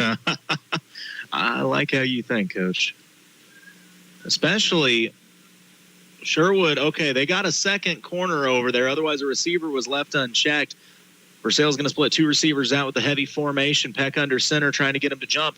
He is going to roll out to throw. Uncorks one, look in deep. Problem is the only one there was a Sherwood defender, and it's picked off at the 28-yard line. Yeah, that's unfortunate. Now Sherwood's able to keep their timeout, which means that they can keep the ball on the ground a little bit if they want to. 2:10 to go. Defense needs to come up big again. This is going to be a weird statement, but the Tigers should be very thrilled to be down 16-0 right now. When you have 3 interceptions and a lost fumble in the first half of play, 16-0 doesn't sound that bad. No, and that's Versailles, I feel like, is, with the exception of turnovers, and you can't accept turnovers, but I feel like they've kind of dominated this game on both sides of the ball. No, there really is some truth to that. So Sherwood on 1st and 10. Kinsler dropping back to throw. He's under pressure, and he's going to be hit hard and brought down. Big Ty Morrison, his second sack of the first half. Come off the edge again. Nobody blocking him. He said, oh, well, here I go. I told him earlier, you probably want to block Ty Morrison. And they said, I don't think it's necessary. And now Sherwood is facing second and a country mile. Kind of surprised they didn't use that timeout, but I guess they got a little more confidence in their ability to get upfield than I do in their ability to get up the field. 1:37 to play in the H&R block of Versailles' second quarter. Tigers with a big play on first down, specifically big Ty Morrison with the sack. Sherwood brings a receiver in motion. Kinsler fakes the handoff. He drops back, looking to uncork one deep. Instead, he's going to throw behind the line of scrimmage to the receiver in motion. He catches it, crosses the 40 to the 35, crosses the 30, pops out of bounds at about the 27-yard line, 28-yard line. We'll make it 3rd and about 8. Quarterback there was wanting to fake that screen and go deep, and the defensive backs for the Tigers did a great job of making sure that they were covered, and then he went right back to him, and unfortunately we didn't have anybody in the area to bring him down. Well, and a heads-up play by the receiver from Sherwood to get out of bounds with 1:18 to go here in the H&R block of Versailles' second quarter. 2 receivers split out 2 each side. Kinsler in the shotgun. Farrell on his left hip. Kinsler looking to throw, dancing. He uncorks one down the left sideline, and the receiver's got the man beat. That's a touchdown for the marksman. Just a good route and a good catch made. Yep, perfectly thrown ball there. Caught him right in stride, didn't have to slow down at all, and was able to get right on in there. As a nice throw. Logan Mueller, the tight end, who I would have thought was a wide receiver looking at him. This team confuses me. You got Big Maynard, who looks like a tight end, but they list as a wide receiver. But Logan Mueller, junior tight end with a score. So the marksmen increase their lead as they're going to go for 2 here. Oh, Farrell nearly brought down in the backfield, sheds a tackle, switches fields back to the left side. Tigers just about had him, but he is strong, was able to get free. And so just like that, the marksmen increased their lead to 24-0. That was a real good job there by Shane Bright getting into the backfield and just couldn't quite get enough grip on him to bring him down. So with halftime coming up, we'll go ahead and hold it here. This has been a tough first half for Versailles because, once again, if you just looked at the score, you'd think, oh, Sherwood's dominating the game. But Versailles has been there every stretch of the way, has moved the ball well, has gotten stops. But 4 turnovers in the first half really is the story of the game. And they weren't, I mean, the one tip pass, that was kind of an unfortunate thing, but the rest of them are just just simple little easy things, and unfortunately the ball just hasn't bounced in the direction of the Tigers tonight. So we'll see if Versailles can put up any points before the half. I was going to pull up my live scoreboard. By the way, this game is at MoSportsZone.com if you're wanting to watch stream. Also, we've got Bolivar up 28-7 on Logan Rogersville. Camdenton up 42-0 on Southeast. St. Francis Borgia up 16-0 on Osage. That's a good St. Francis Borgia squad because that's a very good Osage team. And Lebanon over Waynesville big early. The Tigers on the kick return across the 20 to the 25. And a hold down the middle, across the 45, near midfield, going to be brought down at the 49-yard line. I kind of lost him in the midst of things. Gage Judd again, trying to give a little spark to the team. Got about a minute to go. Only got to go half the field now. Good opportunity to grab that momentum. I have never wanted someone to bust a kick return more than Gage Judd. Like this kid, he just absolutely deserves it. So Versailles now with 1:02 to go. Only one timeout remaining. They're 51 yards from the end zone. Points would be huge. Tigers do get the ball back to start the second half. I feel like this game is just itching for Versailles to take it, and it's, momentum's going to be the key. On the snap, Peck fakes to the left, rolls out to the right. He's trying to run up the middle, sheds one tackle, drags a couple players with him to the 46-yard line of the marksman. Gain of about 5 on first down. Nice, tough run by Peck there, but we got to go. We can't wait around too long. Get to that next play. Getting the play call in from the sideline, quickly into the huddle. 43 seconds to go. Tigers do have to be quick, fast, and in a hurry. They get back to the line. One receiver split out to the right. Super heavy formation. Peck looks left, looks right, under center, takes the snap. He's going to pitch it out to Miller. Miller got blockers out in front of him trying to get to the corner. Splits the gap. He's got the first down and more as he dives across the 40 to the 39-yard line. They'll stop the clock long enough to move the chains. Tigers got to go fast. Only one timeout. Let's go. Ball is set. Clock is wound. 24 seconds and counting. Tigers not really moving very fast. Under 20 to play, down to 16, 15. And counting. Tigers come set. They're only going to get off 1 or 2 more plays at this pace. Peck takes the snap. It's going to be a handoff running to the right side, taking contact, being wrestled down at the 36-yard line. And the Tigers will burn their final timeout with 2 seconds on the clock. I guess maybe that was the idea. They were okay just getting a few runs in. If you break a big one, that's fine, but don't give Sherwood back the football. Yeah, that's what it looked like. And, it's I can understand that if you were pinned deep, but Coach Daniels knows way more about this team and what he can get from them than I do. But I don't know if I wouldn't have tried to get something out to the edge, get something out of bounds, or for sure go back to that no huddle that they were running in the first quarter. Well, Tigers are going to have one play here to do with as they please. I will say you're 36 yards from the end zone. No offense towards Ben Peck. I don't think he can get it to the end zone from there. Seeing a quarterback on the NFL throw a ball 40 yards and doing it in real life, very different things, turns out. Yeah, that's a long way to throw it, and then having the time to get your receivers down that far is a whole nother thing as well, because, most likely I'm guessing Sherwood's probably going to bring some guys off the edge and try to force a sack. That is very true. You got a lot of options. Do you go to the hook and ladder here? You can just run you could run a screen pass out in the flat and try to get some guys out front and move. I'm sure that Coach has got something ready to dial up here. Coach Meyer definitely has an extensive playbook. We'll see if they've had time to get a play like this in a practice. So Tigers on the 36-yard line of the marksman. They go to that super heavy package. One receiver split out to the right. Peck under center.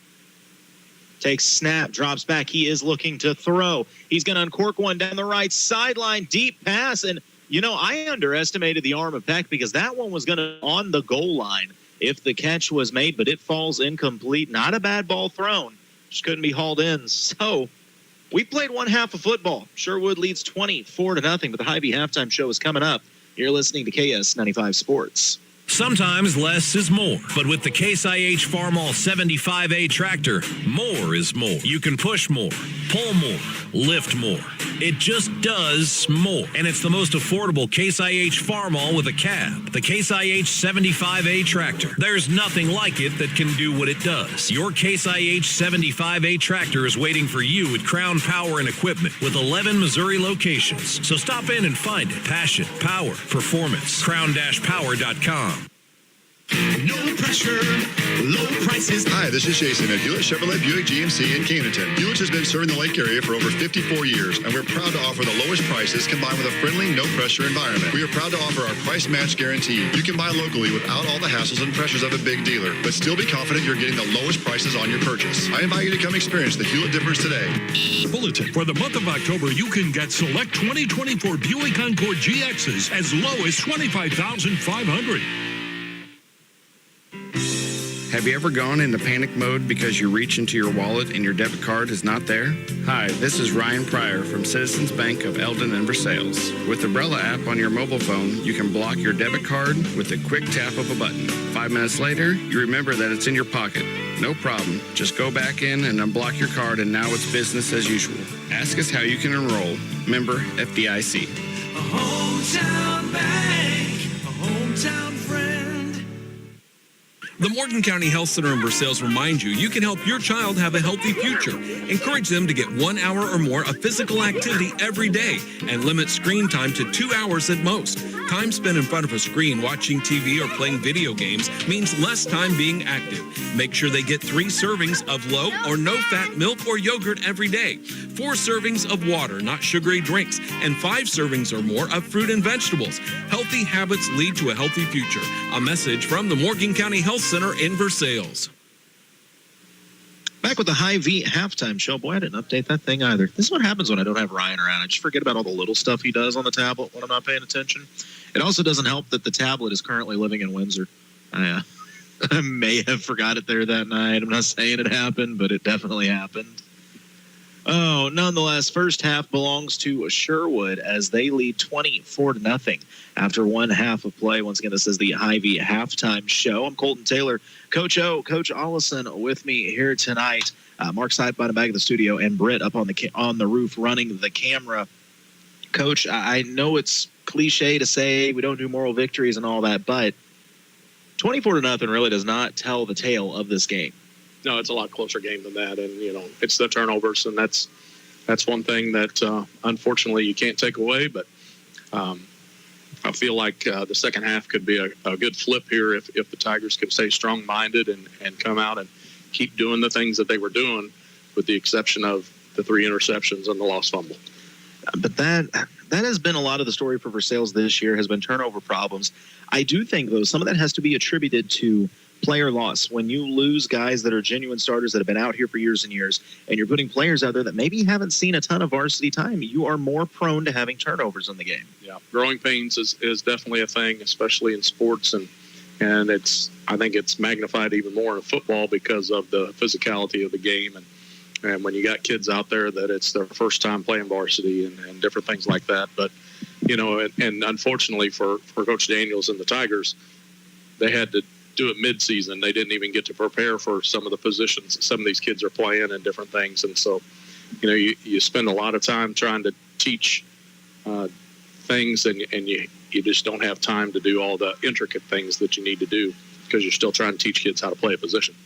I completely agree. By the way, you are listening to tonight's broadcast at KATKS Versailles, Eldon, Lake of the Ozarks, 95.1 FM, and online lakeradio.com, and streaming MoSportsZone.com. Now, I know they're two polar opposite sports, have nothing to do with each other, but as a basketball coach, if you got into a situation where, whether it was injuries or whatever issues, that you were putting a kid on the floor that had not seen a lot of playing time and was not used to that environment, was there anything you could do to help get him more comfortable or get him a little more in the flow of things? I mean, you try to keep it as simple for him as you can. We used to talk a lot about just play the game within the game. And so if you get a kid out there and he's looking nervous and you know that he's a little anxious, just talk to him about, hey, just get to your spot and get your feet set, or, use your left hand a little bit more, or those kind of things. You don't want them thinking about the scoreboard. You don't want them thinking about the big picture. You want them focused on just the process that they need to go through to play the position that they're going to play. And football's the same way. So it's, you just try to put them in the best place you can to succeed. And there are times that it doesn't work, and there's times that that you look like a genius when they're out there. But it can be frustrating as a head coach. But as I know Coach Daniels understands, he's developing character here, and I think these kids having to play in the positions they're playing this year is going to pay dividends next year for sure. Oh, 100%. I mean, a lot of these kids that have been new to the field that have gotten more playing time than they would have, this isn't going to shock them next year. That's something actually in the coach's interview that Coach Daniels talked about was he's like, man, a lot of them, you could see the first few games it was shell shock. The first time that they see the speed is so much quicker, the size of the players is bigger and all that, it is a major thing to adjust to. But also with the mention of basketball season is right around the corner, as this is the last regular season game in high school football. And next week we'll move on to the postseason. We have no idea who we're covering, where they're going to be at, because most of that's still undecided.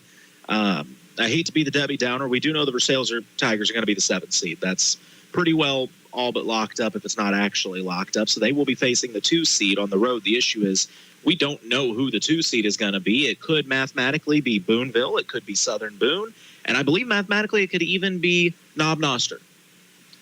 Right now, some of those teams are in pretty close games. A little update on that, though. Boonville looks like took a little bit of a lead. Now they're up 26-7 on Eldon at half. So it looks like Boonville's probably going to be in that 2 spot. And short of a Tiger comeback here tonight, that's probably where the Tigers will end up.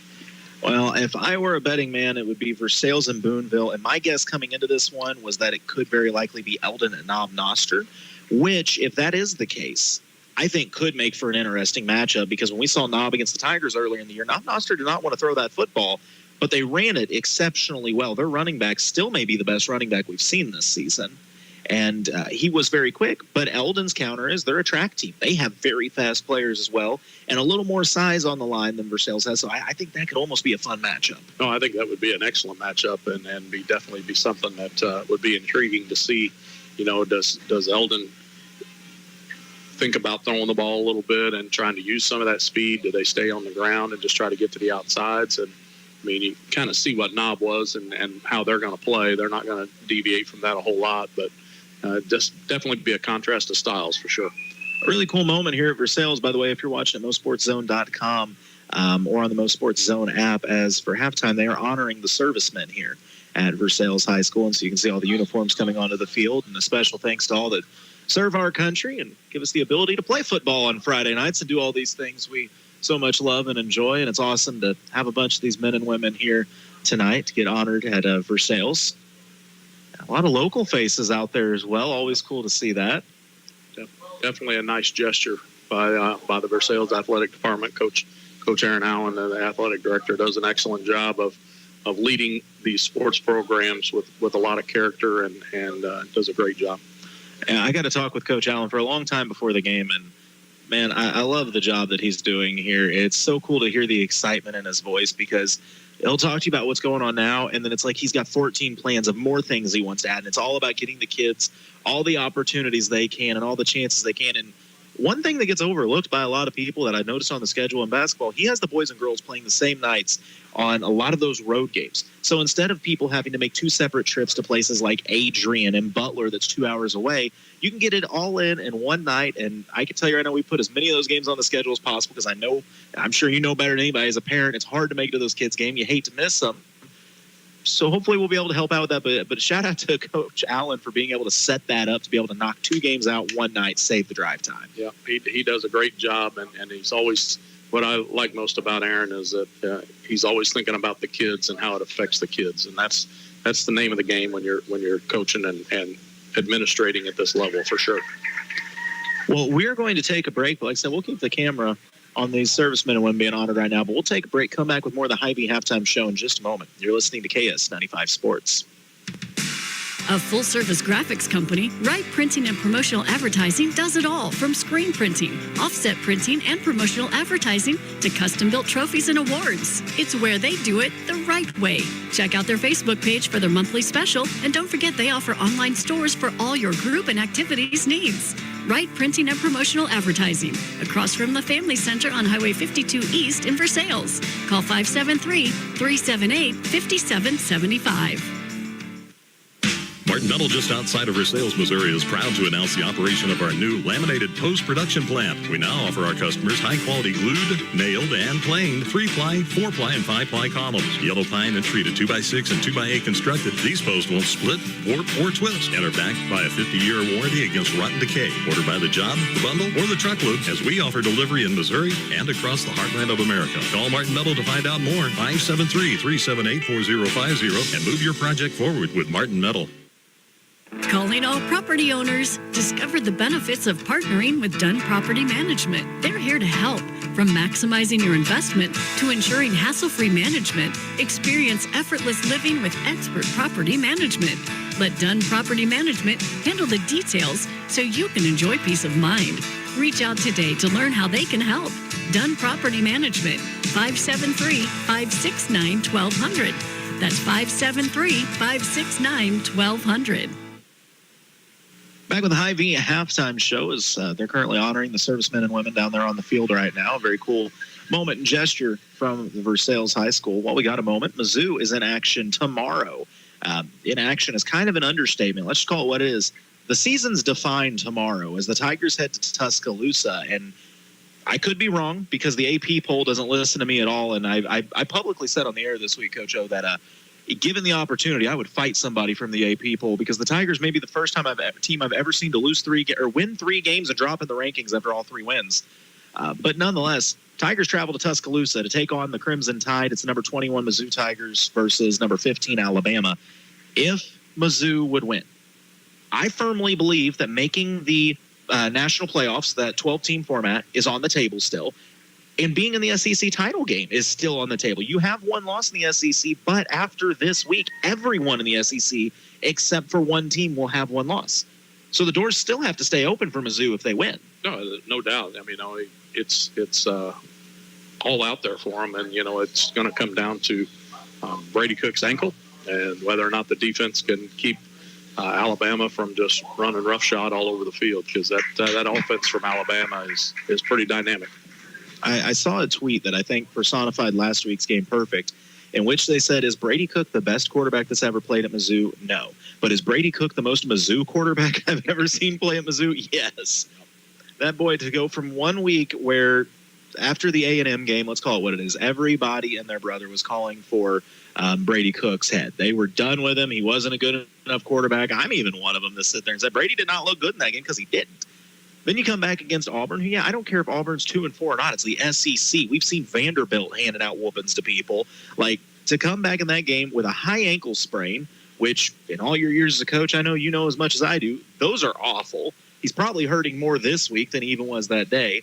But to go to the hospital, to tell him, no, I got 2.5 games left at Faurot Field, get me back. I'm sure they gave him a shot of some feel-good juice in that ankle and taped it up nice and tight. But to come lead not 1 but 2 scoring drives to win that game, that is every kid who picks up a football's dream.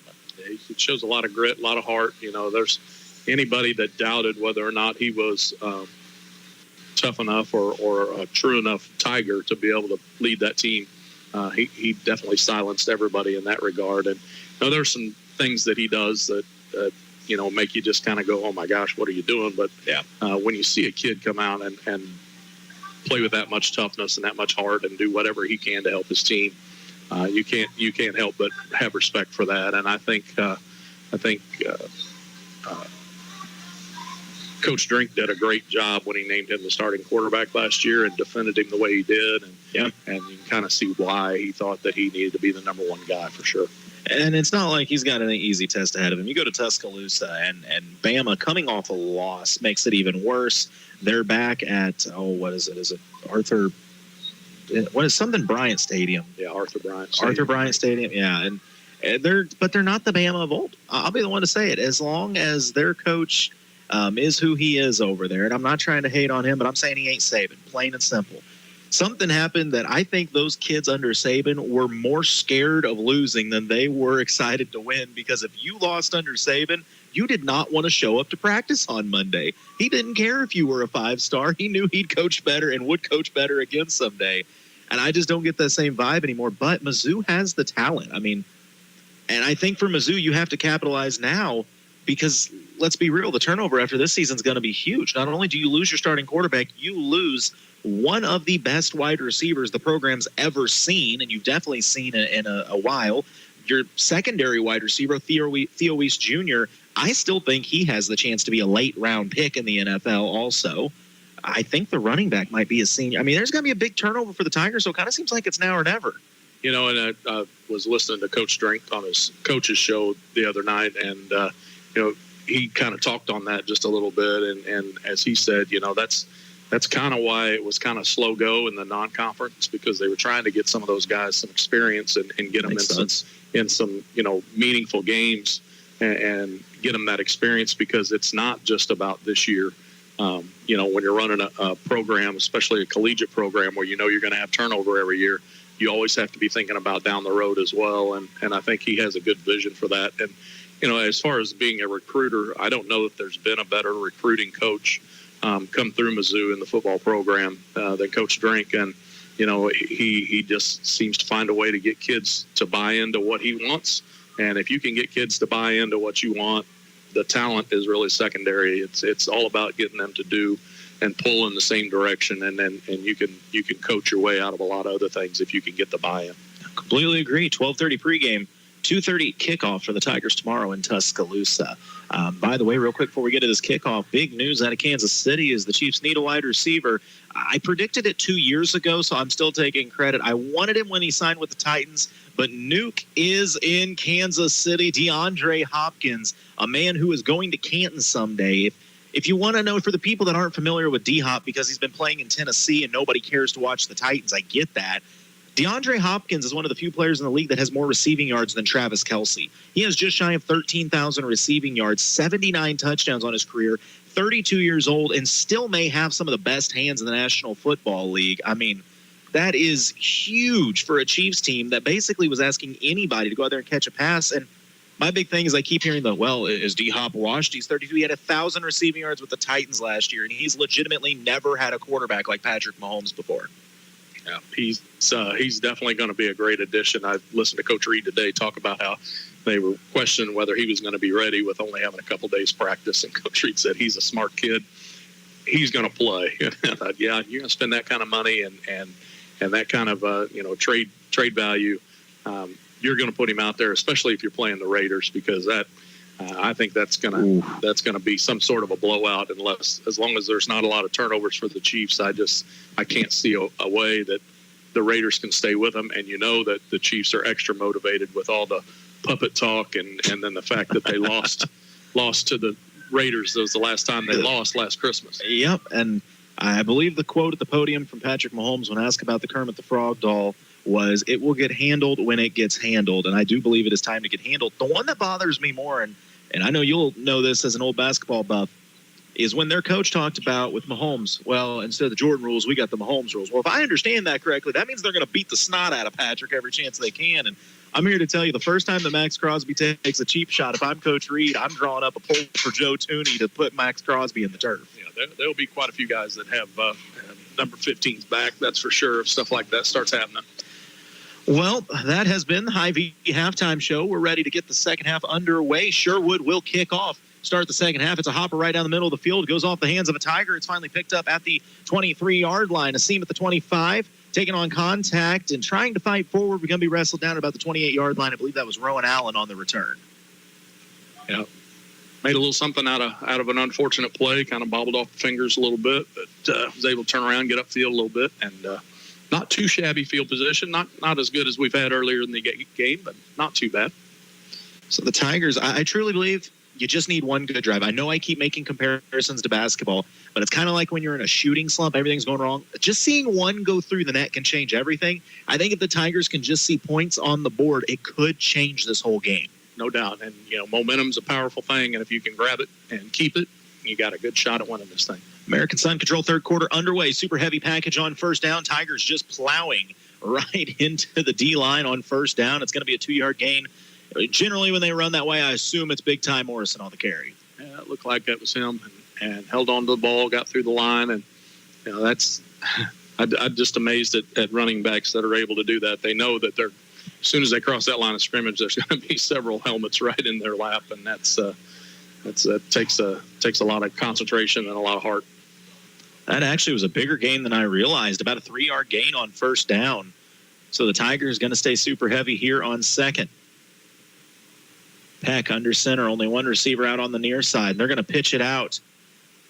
Trying to run on the outside, breaking a tackle, getting to the 40, outside at the 45, diving forward to about the 49-yard line. Good running from the Tigers for a Martin Meadow first down. Rowan Allen out there showing some athleticism, getting to the outside. That's a nice run. We have seen Rowan a little bit late in games when sometimes the second unit got out. We've seen Rowan a lot defensively out here during the season for varsity, but a lot of it's been the second unit. He has shown a lot of natural athletic ability. You can kind of see the potentials there. No doubt. That was a nice hard run. He got to the edge and turned it upfield. Didn't flatten it out. That was good. At the 48-yard line are the Tigers, their own 48. They're going to pitch to Allen, this time running to the left. Tries to follow some blockers. He crosses midfield ahead to the 47-yard line. Nice 4, maybe 5-yard chunk on first down. Good vision there. Found the hole and got up through it. And something that you'll see as he gets older, he'll start to slow that down so that the blockers have a chance to get the defense out of the way. And then he can really cut it upfield for a huge gain. But that was a nice run by a young running back. Is Rowan a sophomore? Yes. So I was trying to see Rowan Allen. 6'1" and 170. That is a athletic kid already, and you got to believe he's probably got a little growing left in him yet too. So that's going to be huge for the football team, and I'm sure Coach Espy going to be looking forward to seeing him on the basketball floor as well. No doubt. 2nd and 6. Peck going to hand it off late, plowing ahead. First down and more on the carry. That's going to be about a 10-yard gainer across the 40 to the 37-yard line for another Martin Meadow first down. Wyatt Burks that time exploded through the line, got through the hole. And this is what the Tigers have done all night. Now we just need to finish it off. Little game of pick your poison here from the Tigers. They got 3 backs that are all getting it done. Peck, he's going to fake one handoff, tries to keep it himself, pitches it at the last moment. And Zeke does a good job just to get back at the line of scrimmage. That was one that Peck knew he couldn't get any further and pitched out. By the time Zeke caught it, he already had a defender grabbing him. Ben and Zeke are good friends, and you know that Zeke's saying something to him now, like, hey, just because you're going to get hit doesn't mean you got to give me the ball so I get hit too. But heads-up play by both guys and able to secure the ball, that's the most important thing. And a good job also by Miller to fight just to try to get back to the line of scrimmage, not letting that be a big loss like it could have. Way the Tigers have ran the ball, 2nd and 11, not that big of a deal for him. It is Miller back in the running back position right now. They are going to go back to him. He's got blockers up front running on the left side, follows the guard. He crosses the 30, continuing to move the pile to the 25, plowing ahead to the 24. Make that another Martin Meadow first down. That's a good hard run there by Zeke. And, I'm not surprised, but I'm excited to see the Tigers come out at halftime, not feeling sorry for themselves, not saying, oh, well, all is lost. They're coming out and they're being aggressive. I'm not saying you see somebody else do something, but for Zeke, I kind of wonder, you see Rowan Allen run a couple, and you're like, hold on, this young kid's not about to take my spot. Let me show you how I do it. That sideline can be a big motivator. 1st and 10 from the 25. They're going to go back to Zeke. He finds a hole, fights forward, but he's wrapped up quickly after a gain of 1. Looked like it could be a big hitter, but that Sherwood defense able to respond quickly at the line and get him by the ankles. Looked like one of the safeties come up and plugged that hole, but did a good job of getting to the linebackers that time, but the safety come up and they will make the hit. So it'll be 2nd and 9 for the Tigers. I just realized looking over there. Shout out to the chain gang over there. I see old Heath Murdoch making sure that first down marker doesn't move. They do a great job, no doubt, and they are the smartest guys on the field. Especially if you ask them. Right. Super heavy package here for the Tigers. Once again, they're going to hand it off. I believe that's Ty on the carry, trying to get to the outside. He does, plows through someone at the 20, diving ahead to, I thought he was a little farther than that. I thought he got to about the 18, but they're going to mark him at the 20. Oh, that was Burks, excuse me, not Burks. Little fast for Ty. Ty's quick enough, but not quite that I quick. thought it was weird seeing Ty on the outside. I've never seen him run the ball out there like that, but that makes sense if that was Burks. So that'll bring up 3rd and 5, most definitely 4-down territory for the Tigers, as they are right on the edge of the Crown Power Case IH red zone. On the left hash, super heavy formation once again. Peck, he's going to hand it off. That's Zeke with the carry, and they get him around the hips at the line of scrimmage, and he's got nowhere to go. It's going to bring up 4th and 5 for Versailles. Good penetration there by the nose tackle. Got up there and kind of blew that play up. And that's, not a big deal because you're going to go for it on fourth down anyway. It'd been nice to get a couple yards going the other way, but still doable here as long as just stay calm and take care of your business here. This is a fun situation for Versailles on 4th and 5, 4th and 6. You do have the option to stay on the ground. Your run game's been solid. You can also hit them with the play action. I mean, this defense is going to have to load the box and respect the run, so if you do want to throw, the option is there. Like to see Zeke out on a little screen pass here. I think that would be a pretty big play. Instead, Pat going to run outside. They're going to run that option. He flips it out to Zeke. Zeke is blown up. Ball is loose. It's picked up by Sherwood. And on the return, dragged out of bounds at the 39-yard line. That was tough. That was a late option pitch to Miller, and he never got his hands on it as the D-back from Sherwood laid the wood, knocked that ball up in the air, and it was picked up and running. Yeah, that's an unfortunate play there. Trying to make a play, trying to get some extra yards, a little pitch out. But like you said, Zeke never was able to bring it in. As soon as it touched his hands, he was getting hit. So now the Tiger defense going to have to come up with a stop. 24-0 is the Sherwood lead. We are in the American Sun Control third quarter of play with 6:11 to go. And great job by the defense swarming on first down as they're going to hit them for a 1-yard loss. Sherwood was looking to stay on the ground and run this one, and Versailles was not having it as they hit Farrell before he could even get going. Like that was Brady and Rowan in there together and did a good job of making sure that he didn't get to the line of scrimmage. That was good. So it'll be 2nd and 11 for Sherwood from their own 35-yard line. Two receivers split out to the left. One comes back in tight. They're going to hand it back off to Farrell, however you say his name. He picks up one, maybe two, basically gets back to the original line of scrimmage, and it's going to be 3rd and 10. Good job again by the front guys up on defense, able to close up those holes quick and not allow the big gain. Now get this stop here on 3rd down, force the punt, and get back to business on offense. And I'll give them a little better spot than I thought. 3rd and 9 for Sherwood, still on their own 47, 48-yard line. First down marker just shy of midfield. Sherwood going to go trips right. Kinsler adjusting something at the line, drops back. He's got Farrell on his left hip. He fakes the handoff. He's under pressure, immediately being chased out to the left side. He wants to throw. He's got a man at midfield, makes the catch, and he's going to be ridden down hard by about 4 Tigers, finally out of bounds. But give Kinsler his credit. He was able to keep his head up as he rolled out to the left, find the open man, and move the chains. Shane Bright had him in his sights and almost got to him, but heck of a throw there right in the middle of the field. And, it's just one of those things. It's the little things again. You just let that receiver get open in the middle, and good quarterback can find him. So a new set of downs for the marksmen at the 47-yard line, their own 47-yard line. It's been a lot of Farrell in this game.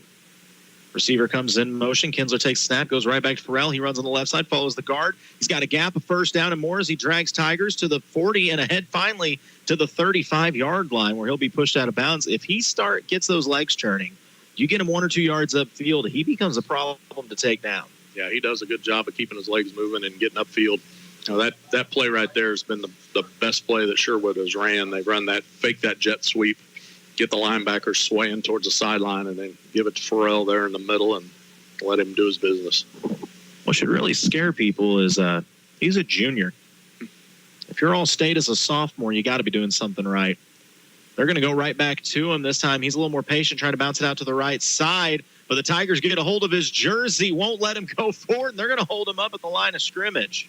Ty Morrison held on for dear life until his buddies could get there to finish it up. Good job by the Tiger defense.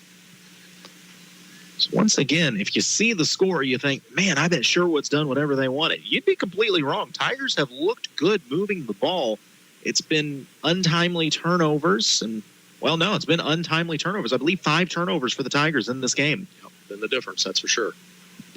2nd and 10 for the marksman from the 36-yard line. Fake the handoff to Farrell. They're trying to throw on a quick slant. The catch is made at the 20. Ahead, dragged down at the 12-yard line. Quick hitter from the marksman for a new set of downs.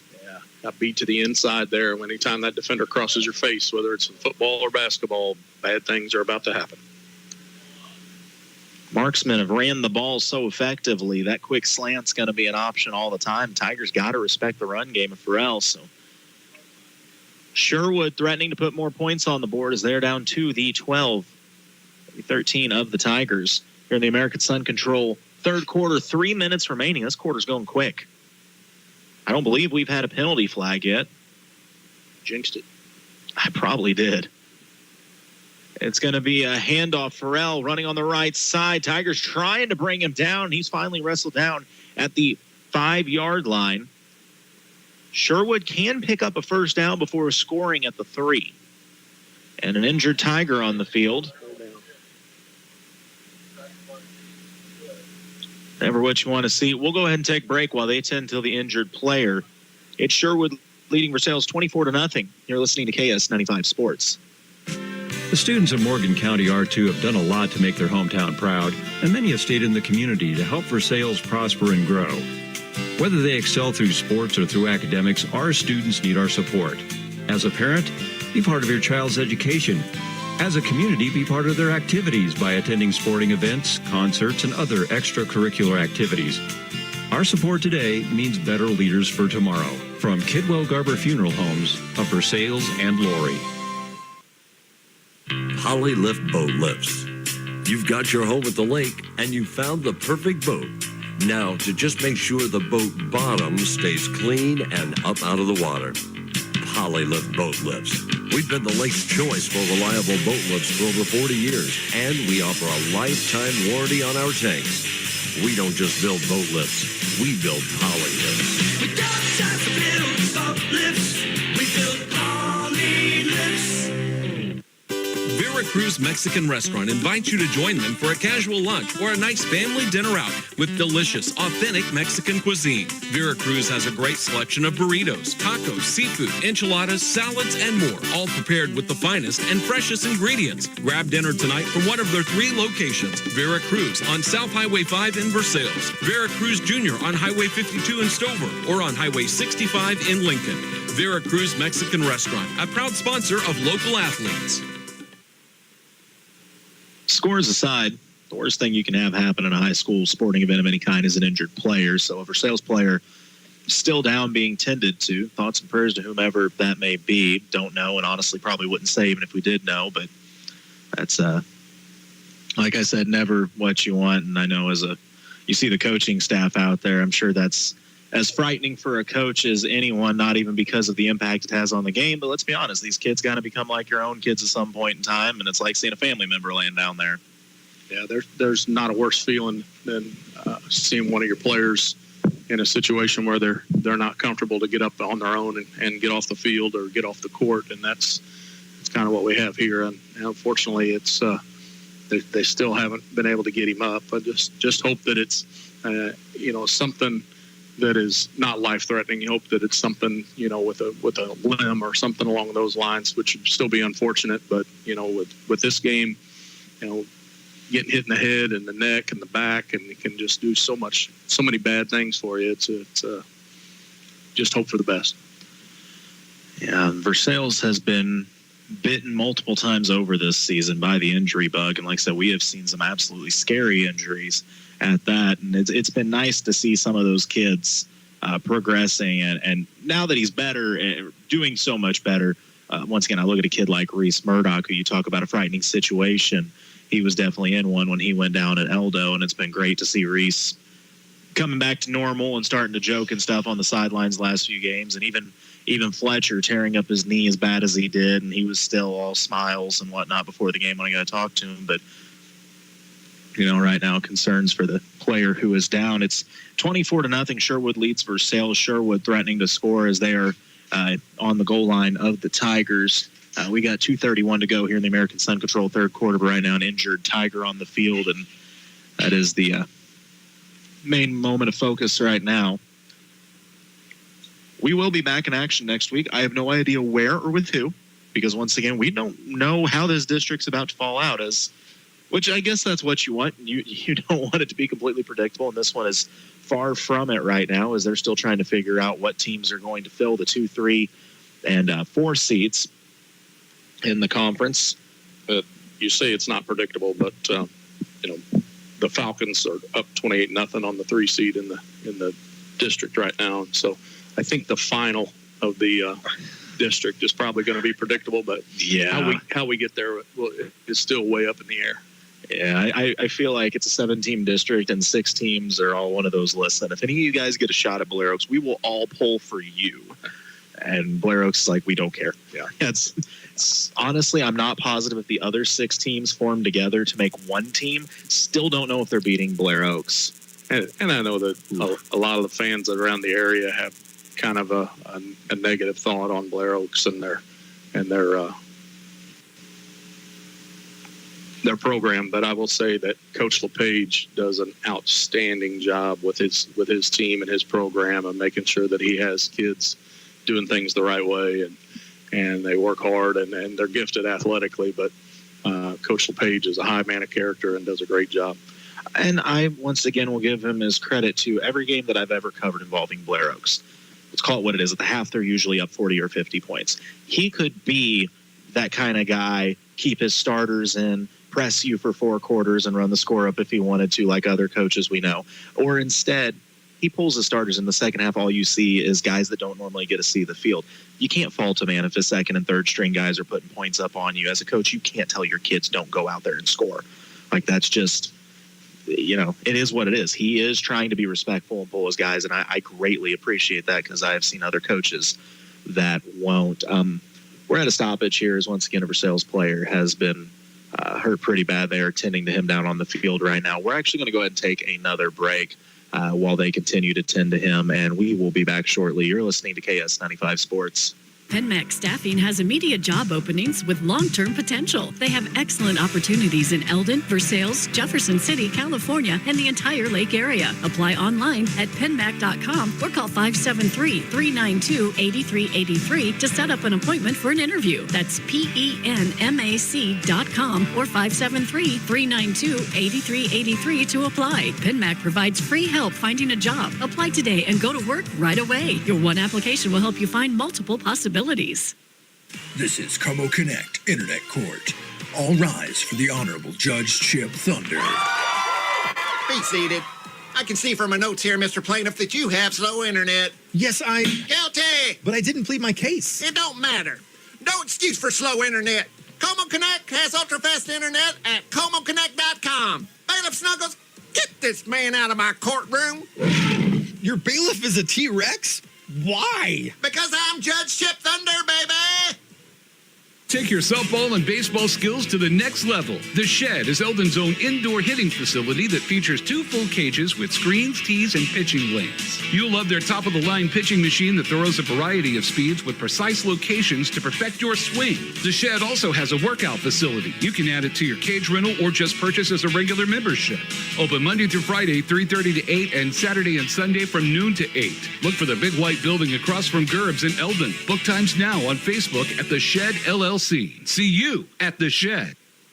Divine and the Land Pro team will provide you with excellent service and more than 25 years of combined knowledge of the local real estate market. Looking to buy or sell land or farms in Miller, Morgan, or Camden County? Call Chuck Yo, the Land Pro, at 573-280-4452. Victoria Divine makes finding your next home enjoyable, utilizing the latest technology to bring buyers and sellers together. Buying a home is a big decision. Trust Victoria Divine to handle all the details for you. Divine and Associates, powered by eXp Realty, located across from Wood Supermarket in Eldon.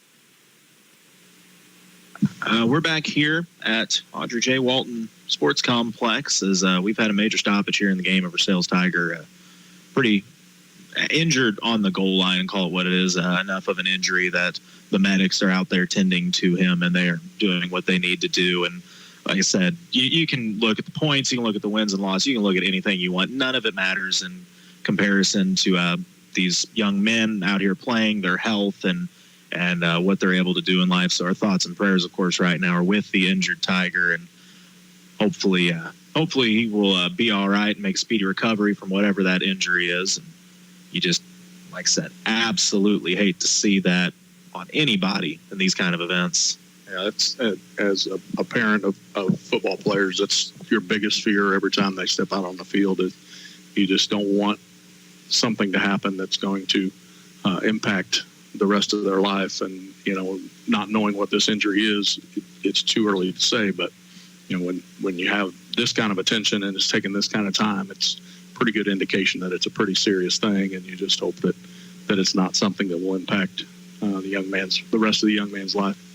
Absolutely. So, like I said, there is a 2:37 to go here in the American Sun Control third quarter. 24-0 is the Sherwood lead. But like I said, that is kind of secondary at this point, as this young man's health is the primary focus. And speaking of that, nice show of respect from the marksmen of Sherwood, who have all been over there on a knee since everything occurred, and it's has been a good game, honestly. If the scoreboard was not on and you were just watching the play of the game, you'd think it was about a tie ball game right now. But marksmen have been the beneficiary of some turnovers, and because of that, 24-0 is their lead. But I don't know. I'm trying to think of the right words to use here, and I know there aren't any. It's when this happens, it kind of just like makes everybody stop and refocus. You went in all hyped up. It's senior night, last game of the regular season. And now as a kid, you're, thinking, hey, that's my buddy over there. That's my teammate. That's my friend that's, being tended to by the medics and whatever. And it's just, I got to believe for all of these kids, the coaching staff, everybody here, that's kind of a tough mindset to refocus from and even think about anything else. It's very tough. And as a coach, you want to have enough respect for what has happened, that you deal with it and address it, but you also want to have enough respect for the game that you're playing, that you have to stay intense with it. We had a not near as serious of an injury, but had one in our scrimmage the other day, and it took 20 or 30 minutes before the girls kind of got back into the flow of practice and things, because when one of your teammates goes down and they're not able to continue, then it can be disheartening. And it's as much as these kids may bicker back and forth, they all love each other and they want what's best for each other, and it just makes it a very tough situation for sure. And they are going to head and take the player off the field so that they can go tend to him. And like I said, it's not our place to be saying anything about whom he is or anything like that, so I don't feel it would be appropriate for us to do that. But thoughts and prayers to him, and hopefully very soon we can get a report that he's doing better. But Coach Allen, he's got his team all huddled up. I'm going to talk to his kids and try to get them focused and locked in. A very tough position, or not Coach Allen, excuse me, Coach Daniels. Tough position for him to be in, and you can see the Sherwood group getting together as well. So we'll take one more break. Apologize for all the breaks, just a tough spot to fill. When we come back, we will resume action here in Versailles. It's Versailles and Sherwood nearing the end of the third quarter. You're listening to KS-95 Sports. The lake is defined by its people. Those who live here year-round, and those who come for the summer months. Those along our shorelines and across our country roads. People who care. At Lake Regional Health System, we provide comprehensive orthopedics, 24/7 heart attack and stroke care, and a nationally recognized cancer center. But it's our people who define us. Lake Regional Health System, our commitment runs deep. H&R Block of Versailles is a family-owned and operated Block Advisors office celebrating 10 years of business serving Versailles and the surrounding areas. Pamela Johnson, an enrolled agent, and her certified team are here to prepare your taxes, handle your bookkeeping and payroll, plus audits, tax notices with the IRS and the state, and problem solving and issue resolution. For more information, call the H&R Block office on Monroe Street in Versailles at 573-378-5843, 573-378-5843. Every day, your Jefferson City and Osage Beach Hy-Vee pharmacies are committed to your health and wellness. If you're enrolled in Medicare Part B, Medicare Advantage plans, and most commercial plans, they'll cover up to 8 over-the-counter COVID-19 tests per month at no cost through Hy-Vee. Most plans cover these costs and no prescription is required. Stop in at your Osage Beach or Jefferson City Hy-Vee pharmacy and see the helpful pharmacy staff today. When you're looking for a new furnace or air conditioner, price is important, but warranty, reliability, and efficiency are big factors too. At DeGraff and Reed Heating and Cooling, you'll receive very competitive pricing on the industry-leading Air Ease products. Every Air Ease product is built on 80 years of experience, testing, and research. Servicing the Lake and Jefferson City areas for nearly 15 years, DeGraff and Reed Heating and Cooling for reliable products offered by reliable people. Call DeGraff and Reed Heating and Cooling. Both teams out here getting a little warmed up and stretched back out before we go ahead and finish up the final 2.5 minutes of this American Sun Control third quarter. If you're just tuning in, it's again a injury to a Versailles player, and a pretty severe one, obviously, as medics were out there having to tend to him, and he was taken away from this ball game. So gameplay has been stopped. I wasn't keeping track, but I'd say it's been at least 20 minutes or more. And of course, chief concern right now are thoughts and prayers to that kid. I hope he's doing all right. I have no business saying who the kid was. That is not my place. We won't. But nonetheless, thoughts and prayers to him, and that is the chief concern. But both these teams are going to go back out here and play a football game in a few minutes. So right now, getting loosened up. Sherwood is going to be on, I believe, the 5-yard line, something like that. I don't know where they actually have it spotted. I know they're near the goal line of the Tigers, threatening to score again as they lead 24-0. This is a tough spot to get focused for the Tiger. I mean, 100%. This is just the hardest part, and then now you got to go try to make a goal line stand on defense. So seriously, you just and would you doubt any other than Gage Judd leading that defense out with a little bit of energy and trying to get out here and get going. So hopefully they can get a little stop here and then get down, score some points, and get this momentum back on the right side. All right, so that Tiger defense going back out there once again, going to go to work. I believe it will be 2nd and goal from the 5-yard line. Like I said, it's tough. You see something like that happen, and now you're telling your kids go out there and, hey, you got to hit them before they get in the end zone. It's like, yeah, I can understand why you'd be a little leery of that right now, but also sometimes that's what lights a little spark in the kids. It's one of those, hey, do it for your teammate kind of situation. We'll see what unfolds here, though. Sherwood threatening to add more points. 2nd and goal from the 5-yard line. They split trips right. Kinsler takes the snap, fakes the handoff to Pirelli. Wanted to throw it to the left, but a great job by the corner. Okay, the flags are going to come out late on the play because the corner turned to go after the ball and basically ran over the wide receiver. And while I understand there was contact, isn't there a rule of an uncatchable pass? There should be on that play, and the receiver, knowing he couldn't catch the pass, just stopped running.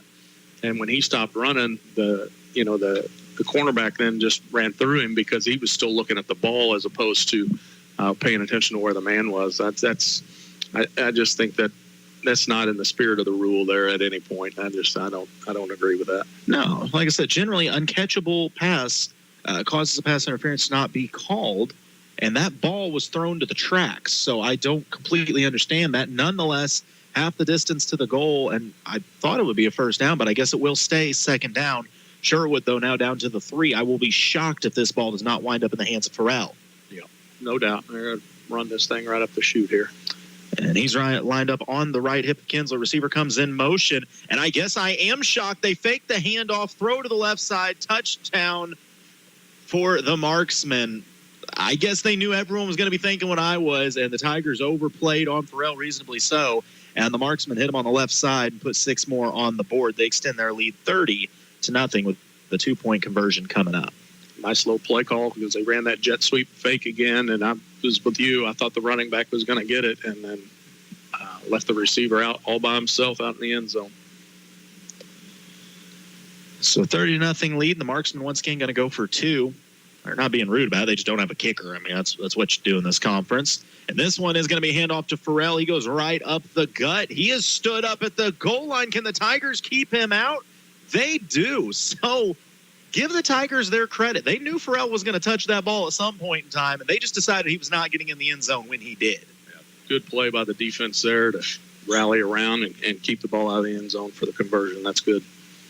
So 2:20 left in the American Sun Control third quarter, and the Tigers are going to get the ball back off this kickoff.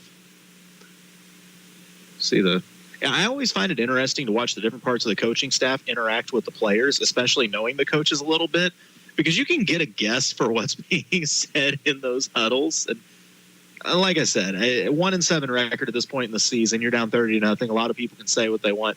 This coaching staff, to come together the way they have and be here for these boys with all these injuries, everything that has transpired, I mean, nothing but love for these guys. They have done a great job with these kids.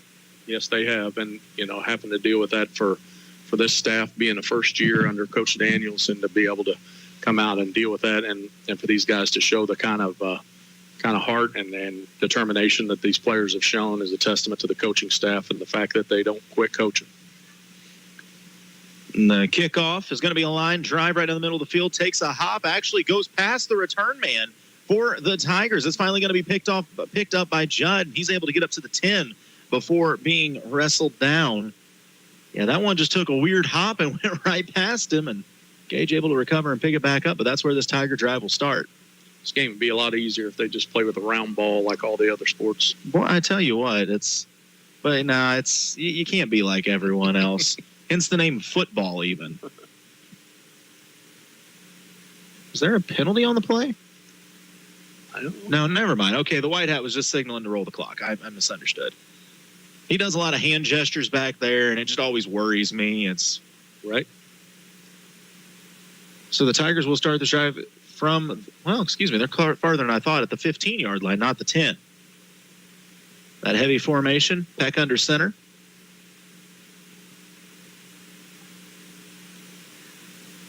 Takes the snap. He's going to hand it off to Morrison, running right up the gut.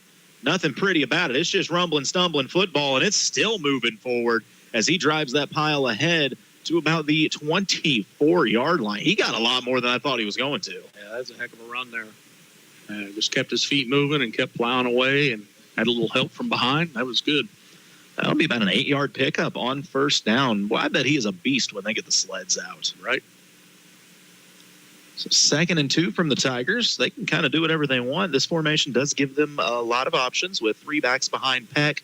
You can go the speed route if you want to with Miller. You can go to Ty where you don't really get the speed, but you get all the strength. Or you can go right in the middle and get a little of both. And they're going to go to Ty, big guy. Oh, no, excuse me. Peck keeps it and fooled everybody, myself included, as he dives across the 30 to the 31-yard line. That'll be enough for a Martin Metal first down. Good job ball handling there by Peck. Sold the fake to Morrison, and Morrison did a good job of running like he had the ball. I think that's the hardest thing for running backs to understand, especially young ones, is you have to make everybody believe you have it even when you don't. He did a good job of hitting that hole hard and then went around the outside. It was good. Like I said, 3 weapons back there for the Tigers. That makes this so lethal, whether it's Burks, whether it's Morrison, whether it's Miller. All 3 of those guys have had success running the ball tonight, and that keeps Sherwood honest. Just under a minute to play in the American Sun Control, 3rd quarter of action. Super heavy formation. Peck under center.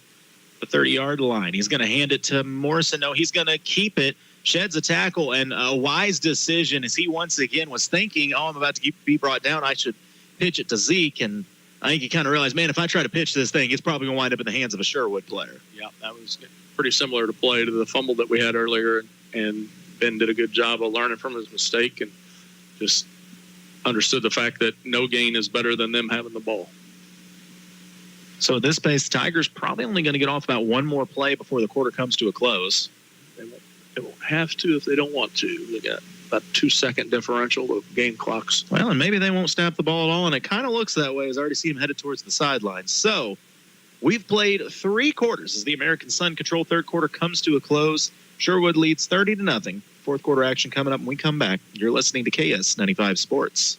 At Versailles Total Fitness, they want to make sure that you get the most out of your fitness and training and achieve your desired goals. Tara Grantham is a certified personal trainer and registered occupational therapist who can help you reach your goals and stay injury-free on the way. For prices, call Tara at 573-789-6800 at their new snapped hours Monday through Wednesday from 9 to 5:30. That's Versailles Total Fitness at 131 North Monroe Street. Versailles Total Fitness, helping you reach a healthier lifestyle. All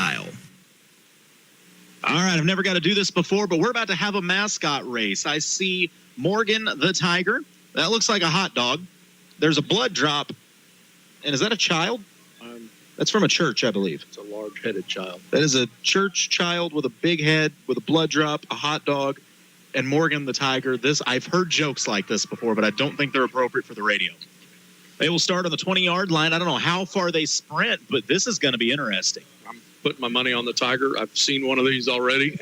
If there's somebody out there faster than that Tiger, I will be surprised. Ooh, the hot dog is actually leading the way, but look at the Tiger closing the gap. He's going to take the lead at the 50 to the 40. Boy, he's opening things up. You are not going to catch that kitty cat all the way to the end zone. Morgan the Tiger takes the win. That large-headed child is struggling to get down the field. Very top-heavy. Have we hit that point in the evening? Once again, if somebody is driving along and just flipping stations and just heard, yeah, that large-headed child is struggling to get down the field, but don't worry, the Tiger got there. Did the Tiger lose his helmet or his head? I think he wanted to be seen. So who is that? Sure. I could not tell you that. I tried to ask him before the game, and all they would tell me is that it's Morgan the Tiger, which also took me like 10 minutes to realize why his name is Morgan. But, that's in my defense, I went just over. Our mascot didn't have a name that I was aware of. What county did you live in? Morgan, actually. Okay. So it very well could have been Morgan the Bulldog then. Who knows? Oh, man. It has been a long night. Yep. Speaking of that, just about time. Well, just about 9 o'clock. I guess it's not that late as we start the fourth quarter of action. That is the Jason Blankenship CPA fourth quarter. It'll be 2nd and 9 for the Tigers on their own 30-yard line. Peck under center. He keeps it. Running to the left side. He's got room as he crosses midfield. It's going to be a foot race at the 40, the 30, 25. Finally caught at the 20. Still fighting his Peck. He goes ahead to the 18-yard line. Peck takes it 52 yards on the quarterback keeper. Heck of a run there by Ben, and even at the end where a lot of guys, as soon as you get that first hit, you just go ahead and go down. He was still fighting for yards. I tell you, I think the future at quarterback for the Tigers is going to be okay.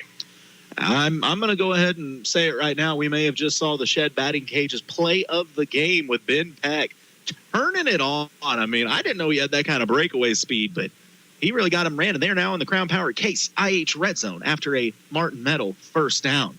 See if the Tigers can capitalize, put some points on the board.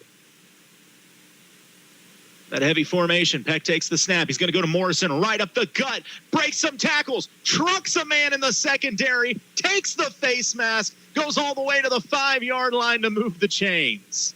Excellent run and finish there by Ty. And good job by the O-line to make a hole for him.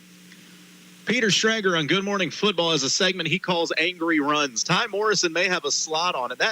The poor defensive back grabbed him by the face mask at the end, and that's one of the few times where I'm like, ref, I can't blame the kid. What else was he going to do? The only way he was going to get him down, that's for sure.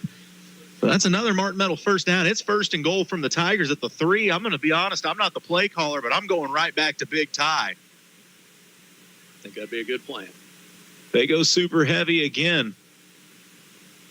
Peck under center. No, he's going to call his own number.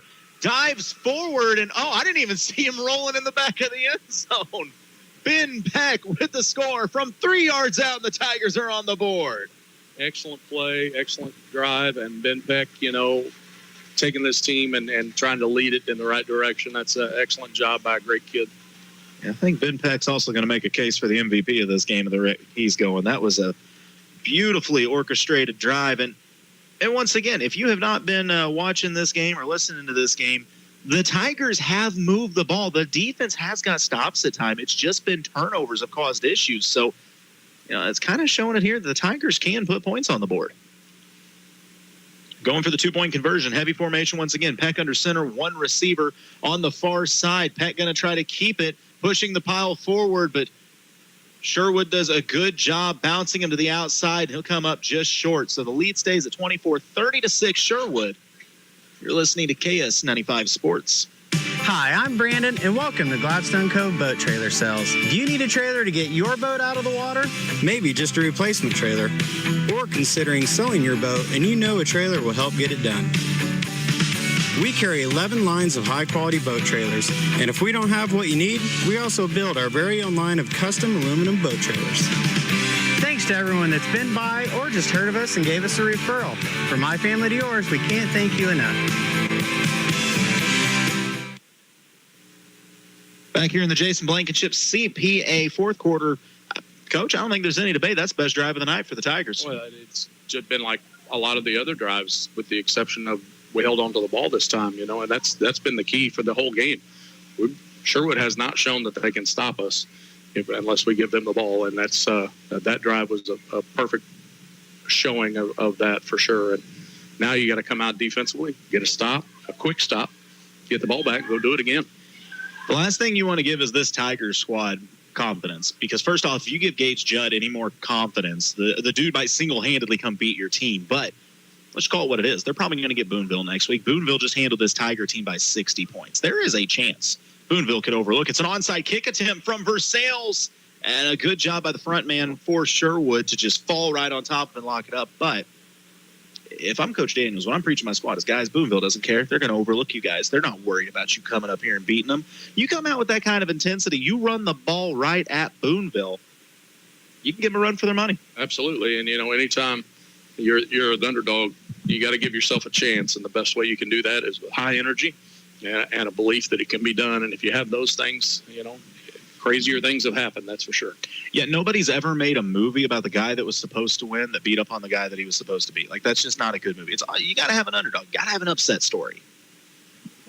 So Sherwood will start this drive at midfield. It's going to be a handoff. No faking the handoff. It's going to be passed out at midfield in the little bubble screen, and the receiver just lost his footing and fell down after a 1-yard gain. Good job breaking down there. Didn't have to make the tackle because he fell down, but he fell down because the cornerback broke down and forced him to change direction. So it'll be 2nd and 9. Well, 2nd and 8 for the marksman from the 48-yard line of the Tigers. I'm really surprised that Sherwood is putting the ball in the air. Yeah. At this point, let's run that thing out and force them to tackle our big running back, but maybe working on something for districts. Yeah, also maybe one of those, the less hits Farrell has to take, the better. They take snap, and right on cue, they give it to Farrell, and he's trying to run up the gut, and the Tigers really swarming him. After about a 3-yard gain, he's ahead to the 45, but that'll bring up 3rd and 5. And good to see. Sure, it's been coached this way, but every Tiger coming up there, once they know the tackle's secured, they're in there reaching for that football, trying to pop it out.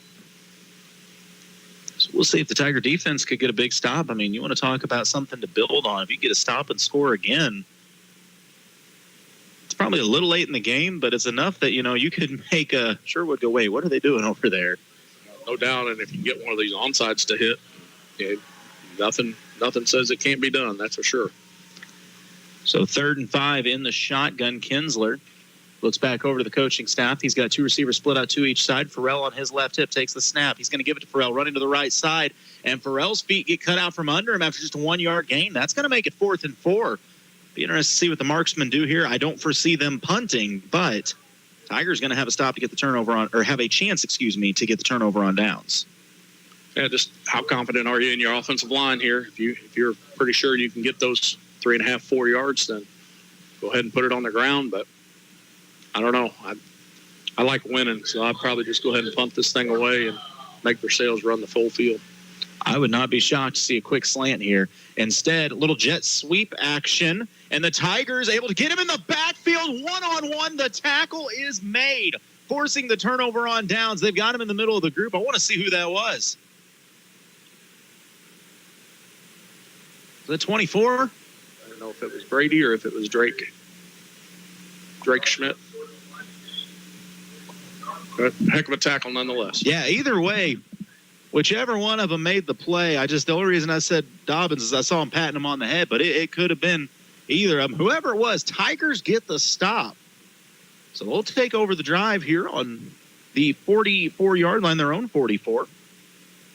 Would love nothing more than to see Versailles go drive down the field and put more points up. Super heavy formation, 1 receiver split out. They're going to pitch it this time. Little head of steam, busts through the hole, nearing midfield. He's going to be stacked up, brought down after a 4-yard gain. Was that Miller on the carry? It looked like Zeke, yeah. Nice little cut up field, hit the hole running hard. Good run. Well, I love when Zeke caught that. One of the DNs had got through and was in the backfield, and Zeke easily could have froze and tried to juke or whatever. He just hit the gas and shot through the gap. And first couple weeks of the season, that's exactly what he would have done. So 2nd and 6 for the Tigers, nearing midfield. He's getting that super heavy formation. Peck under center takes the snap. He's going to hand it off to Big Ty Morrison, and Ty once again rumbling, stumbling, gets stood up, and so all the Tigers in there pushing and shoving. Like a rugby scrum. It really, really did. The Tigers will be about a yard shy of another first down. So they cross midfield, and ball will be placed at the 47-yard line. 48-yard line, excuse me, of the Marksman. Crazy thought here, but maybe got a shot here to take it deep. See if you can sneak a touchdown, quick touchdown in here. You got fourth down if it doesn't work. It's press coverage with no safety help. I don't hate that idea. Peck instead, he's just going to keep it, runs right up the gut. He took immediate contact, but I think he picked up just enough. They're going to whistle the play dead, and looking at the ref's position, that's got to be a first down. Yeah, they've got him past the sticks. That's a good run. Good job. Keep it moving. And that will be ahead to the 46-yard line of the Marksman, and enough for a Martin Medal first down. But I like what you're saying, though. Get this heavy formation. They're so used to you running up the gut. If they're going to stack the box and just leave you one-on-one outside, air it out once. Yeah, especially if you're getting that short yardage with an extra down afterwards. You know, if it's not there, you can throw it away, and if it is there, take a shot at it and see what can get done. We got Albrecht out there on the end, so you got somebody that can go up and get a ball. And he's got the size advantage out there on the corner. I mean, Albrecht, pretty big kid already. They're going to go with Zeke. He's got a hole. He gets into the secondary at the 35, still trucking forward all the way down to the 30. Zeke, the smallest of the backs, he does not care. He'll run with just as much power and move the chains for another Martin Medal first down. Yeah, good to see. Everybody's moving and everybody's running to the ball. Everybody's making things happen. It'd be so easy for these guys to just pack it in, but they're coming out and competing. That's good to see. Zeke going to get a breather. Rowan Allen going to check in.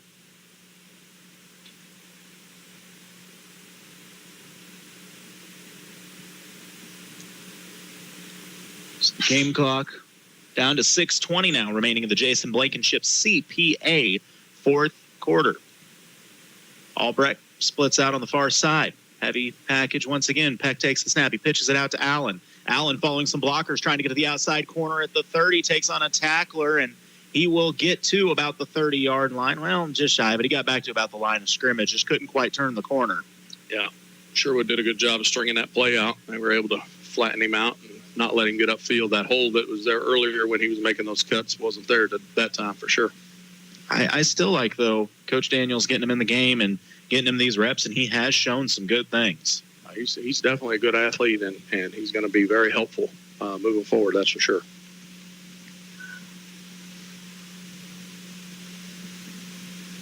Yeah, the more I see Albrecht line up out there, I mean, Albrecht is, I think they have him listed as 6'3". I'd love to see him get a jump ball. The kid's athletic. And we're getting down into the range where Ben can get it there and get it close to the end zone as well. So a timeout going to be called, a Lloyd Belt Automotive timeout called by the Tigers. And part of that, once again, is just you see that game clock ticking away, 5:14 remaining here in the Jason Blankenship CPA fourth quarter. Versailles putting together a drive. They've looked pretty sharp here in about the last, 10 minutes of actual gameplay. Again, just hanging on the ball security, and making sure the other team doesn't get it. So it's one of those things that could have been doing this all night, or were doing it all night. Just had some unfortunate circumstances turning the ball over, and now we're starting to see what's going to happen. Update in California, the Pintos are up 28-20 on Hallsville, and Boonville is up 32-13 on Eldon. They're up how much on Eldon? 32-13. Oh, okay. So it's looking like Boonville is going to lock up that 2 seed, and that is likely, I believe that's who Versailles will be facing next week in the opening round of districts. For the Mustangs, we're going to have to see where the chips fall. I think they're probably going to Knob-Noster. Yeah, I think if California holds on, Eldon may slide down to the 6th seed. Well, Eldon already was the 6th seed. That's right. Yeah, Cali gets to jump them with the win.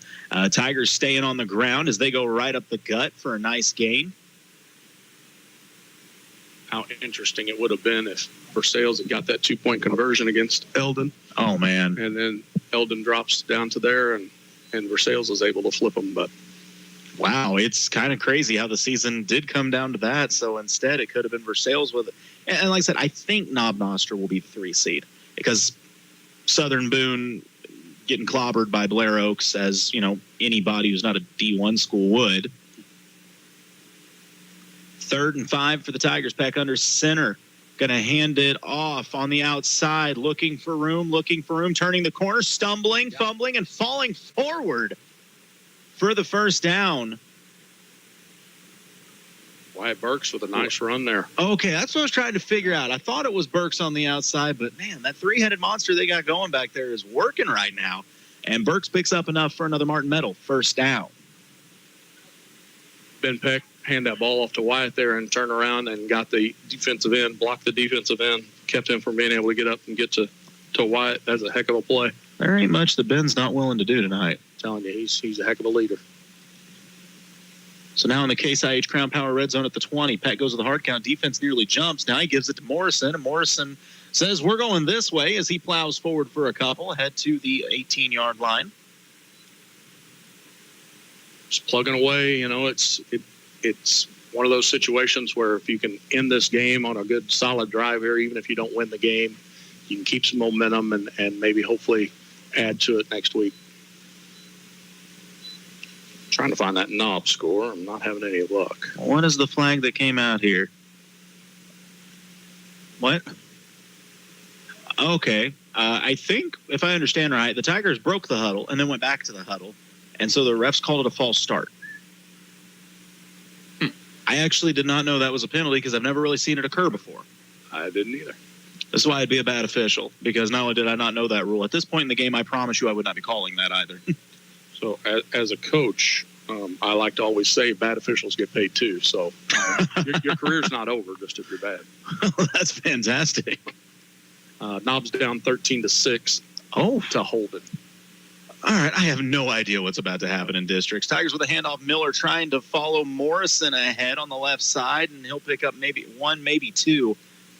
So if Knob drops that game, the Knob will probably stay the 4, Southern Boone the 3, probably, I would guess that's... Yeah, there's no way Knob would gain any ground. They're playing a smaller school. So if Knob cannot pull off the comeback there and win that game, Southern Boone will stay the 3. So we'll have rematches. I mean, we're going to have rematches either. Yeah, we'll have rematches then as Versailles. We'll have a rematch at Booneville, which we saw last week. And Eldon will have a rematch at Southern Boone, which we saw a few weeks ago. That Eldon-Southern Boone one gets interesting because Eldon was leading Southern Boone at the half in that game. And then Southern Boone turned it on in the second half. So it'll be 3rd and 11. Peck, he's going to roll out looking to throw, facing pressure. He's able to get around the DN, throws on the run, and a little too hot to handle, goes off the hands of Miller, falls incomplete. That'll bring up 4th down. Looks like I've been through a 15-yard pass, 5 yards, and Zeke just couldn't quite hang on to it. He was getting chased down and saw his open guy, got excited, and fired a bullet. 2:23 remaining in the Jason Blankenship CPA fourth quarter, so barring a recovered onside kick after a score, this very well could be the last drive the Tigers have in this game. 4th and 11 here. You want to try to give yourself a shot at the first down. But I wouldn't be too surprised if they don't just go for the end zone here. And a timeout going to be called by the Tiger coaching staff, Lloyd Belt Automotive timeout. So, yeah, that's, I don't have to do the math. Who am I kidding? Mish will do the math for me. It's interesting to say the least. I really wish all the sports would go to a point system for their district seedings. I think it's a fun way to kind of track how things are going to go, and it's a lot more reliable way to maybe predict how the districts are going to go. I've sat on way too many district seed meetings that were manipulated by 2 or 3 coaches that wanted something and got together and left a few of us other guys out, and then you just never liked that for the kids. I can remember vividly one year when you were running the Grinnell system, and it got to a point where other coaches, whether they would say it or not, didn't want to play you because, well, let's be honest, it was a wild card. If you guys were off, well, then, yeah, they might be able to beat you by 40 that night. If you guys were on, they might take it on the chin by 40 that night. And so I can vividly remember one year that you guys probably should have been the 1 seed and were intentionally kind of dropped a little lower so that certain teams could avoid you. Yeah, and that's part of it, but that's why I like this point system. I just think it's the most honest way for the districts to be seeded. 4th and 11. Tigers, see what they've got here. It's going to be a pitch out, trying to run to the right. Miller with a stiff arm. Oh, he's going to throw on the run, looking for the end zone, and a great effort. Albrecht went up for it, tried to make the play. I love the creativity there, though. That's a heck of a play, heck of a throw, and if I'm officiating, and I might be a little bit biased, I'd probably throw a flag for interference. Honestly, a lot of contact. Albrecht went up for it and is hit during the catch attempt, but it falls incomplete. But still, I love the play design. And kudos to Zeke. I didn't know he could throw like that on the run. That was a nice throw, especially considering he didn't get a chance to get his feet set. But I like that. That's fun, and those are the kind of things that despite whatever else is going on, those are the kind of memories you take with you when you get out of the game and get out of school. Yeah, that's, like I said, clever attempt by the Tigers, just falls incomplete. So with 2:14 left in this game and the Tigers down to one timeout, I mean, Sherwood can essentially just run the clock out here as they're going to go ahead and hand it off on first down and running on the outside to about the 25. Did he get out of bounds? No. Okay.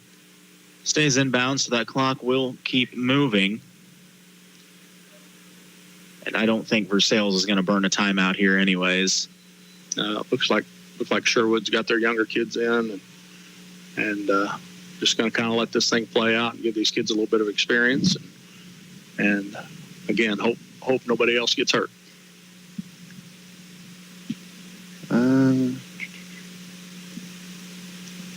Okay.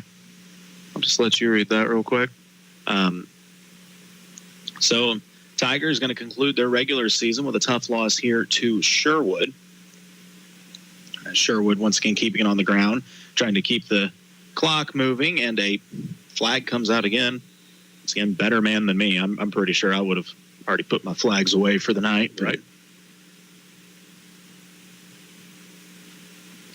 We'll see what the call is on the field. It's going to be a hold on the offense, so that will back them up. 1:18 to play here in the Jason Blankenship CPA fourth quarter. As I said earlier, I have no idea where we're going to be at next week, what we're doing. I don't know who's playing who next week. California Hallsville tied up at 28. Wow. That in the fourth. Huh. I really wonder what they're doing. At the end of the game last week, California switched over to that Wildcat offense where they ran Volkart as the essentially the quarterback and ran a little triple option out of it. It was a problem for Eldon, and I'm wondering if it's a problem for Hallsville tonight too. That Volkart boy, he is a stud running back and pretty good as a Wildcat quarterback too. Yeah, he's a heck of an athlete, no doubt. Something about California and basketball, it doesn't matter if they're good or bad. When they play Versailles, they're always good. 100%. But it goes both ways. I think even when the Tigers are down, though, when they play Cali, they're going to be good that night. And going to the victory formation, little extracurriculars going on as well. But, you'll have that. It's a conference foe. And so they're going to get that one sorted out. And I will give kudos to the officiating staff here. Easily you could have seen a yellow hanky come out on that. Instead, nope, just separate them, boys, cool down. The game's basically done. And I love seeing the Sherwood head coach come out pointing at his kids and pointing to his head going, be smart. We don't need this. Yeah. And Coach Daniels getting his guys out that were involved in it, making sure that they don't do something silly so they can't play next week.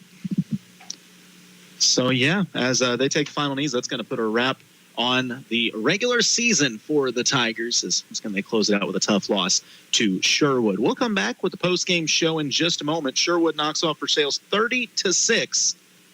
You're listening to KS-95 Sports.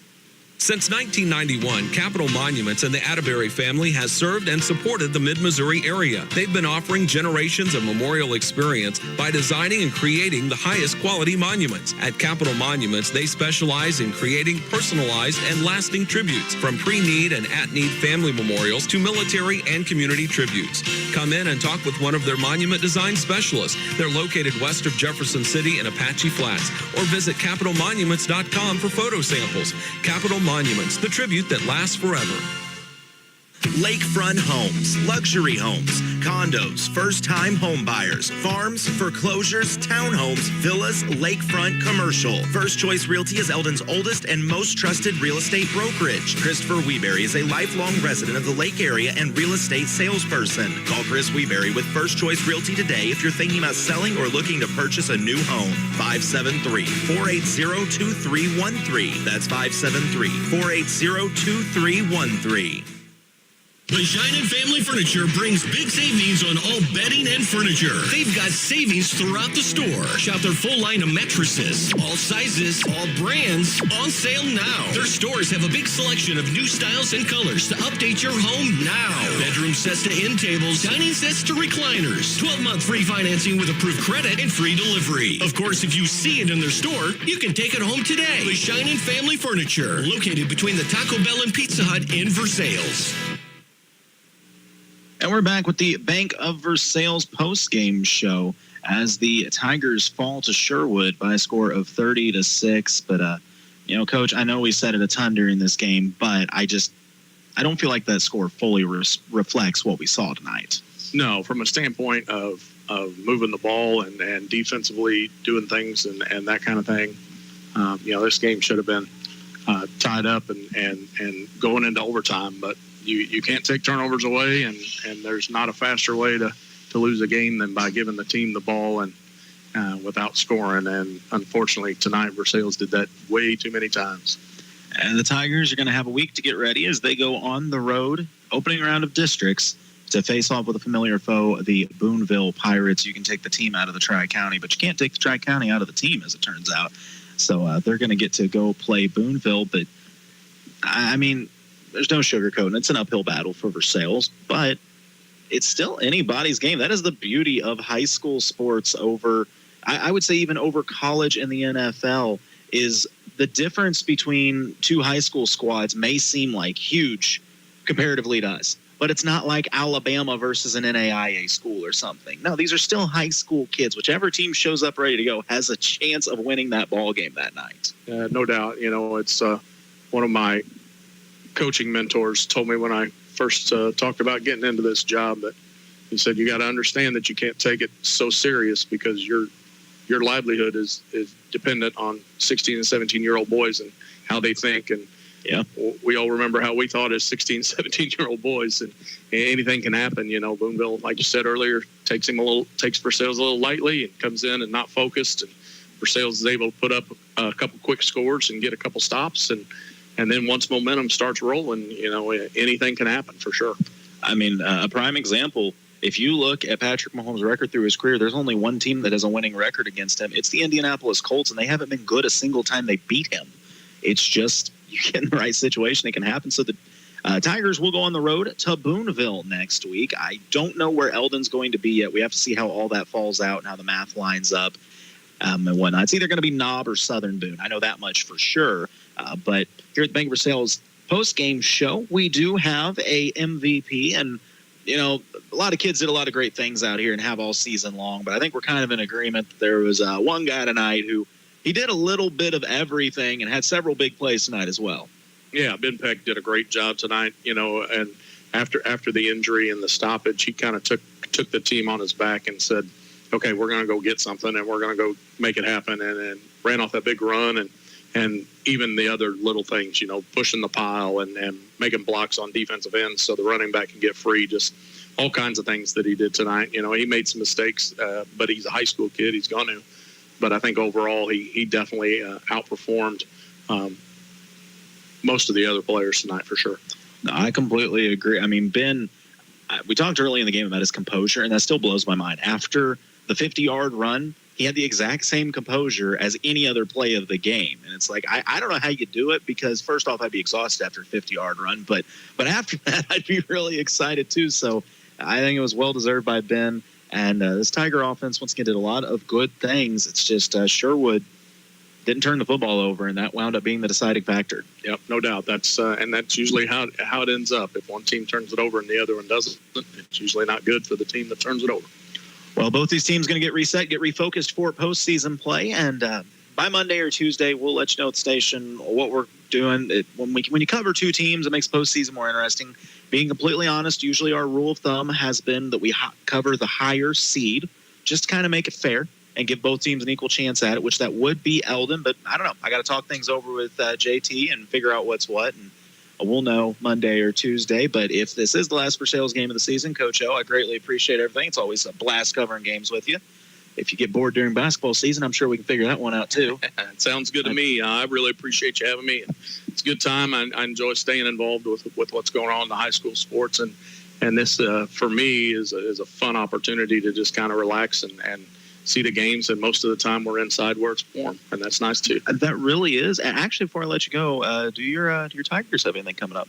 We got our parent fan appreciation day is Sunday, 11 o'clock. We're going to do a little inter-squad scrimmage, have some barbecue, burgers and dogs and stuff, and just kind of hang out and enjoy each other's company and kind of wind down our fall practice season. And then we'll be ready to roll in January 10th, playing outdoor sports in January. But that's that's college softball life, and we're looking forward to a good season. We've been relatively healthy. We've had a few bumps and bruises and a couple injuries, but for the most part, I think we're got a great core group of girls that are going to come out and try to turn around our program into a place that has never been before. And I think we've got a good group of girls to do it.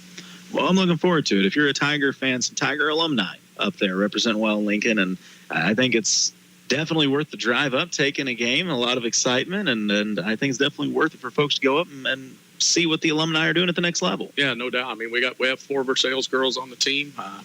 Jocelyn Merritt pitches for us, and Maris is playing some third base for us, and Kiara O'Rourke's doing a little catching, and Ashlyn Davidson is starting this year as a freshman, and she's helping us out on the infield. And we had a conversation today because a couple of our younger pitchers have went down, and I think she may get back in the circle and start throwing a little bit again too, so and help us out. So it's definitely a fun time, and yeah, for the local folks here in Versailles, come catch a game. It's we try to entertain as best we can. We're a faster team. We try to put the ball in play and play defense, and we ask our pitchers to throw strikes. But we got a lot of speed on the team this year, and a lot of girls that play with a lot of energy. And it's just if you've never been to a college softball game and seen the energy that these girls bring every single day, it exhausts me sometimes how energetic they are, and they just feed off each other and love each other, and it's a blast. Well, I'm looking forward to it. I'm gonna try to keep up with some of the alumni at the next level, whether it's at your girls you got up there. Of course, Tyra is playing baseball as well. We've got Michael and Tristan up at State Fair going to be playing basketball. I mean, Tiger alumni all across the board doing a lot of things. So I'm going to try to keep a little bit of an eye on that and be able to update folks through the year. But really looking forward to hearing all the great things you guys got going on up there. I appreciate it. Another alumni, Ryder Williams, playing down at Mission. And they're actually coming up to play our Lincoln men's basketball team on December 14th. It's a Saturday, so a little bit closer drive for most folks, but we're going to be up there for sure. Our girls are selling concessions that day, so I'll be there in the stands silently rooting on Ryder while I cheer for my Blue Tigers. And so see how that goes. It'll be fun. Fantastic. I may have to go catch that. Well, for tonight, we're going to put a wrap on things today. This concludes the Bank of Versailles post-game show. But special thanks to Britt that's been on the camera all night. Mark back at the studio. Coach O with me tonight. I'm Colton Taylor. This has been another presentation of KS-95 Sports. Good night.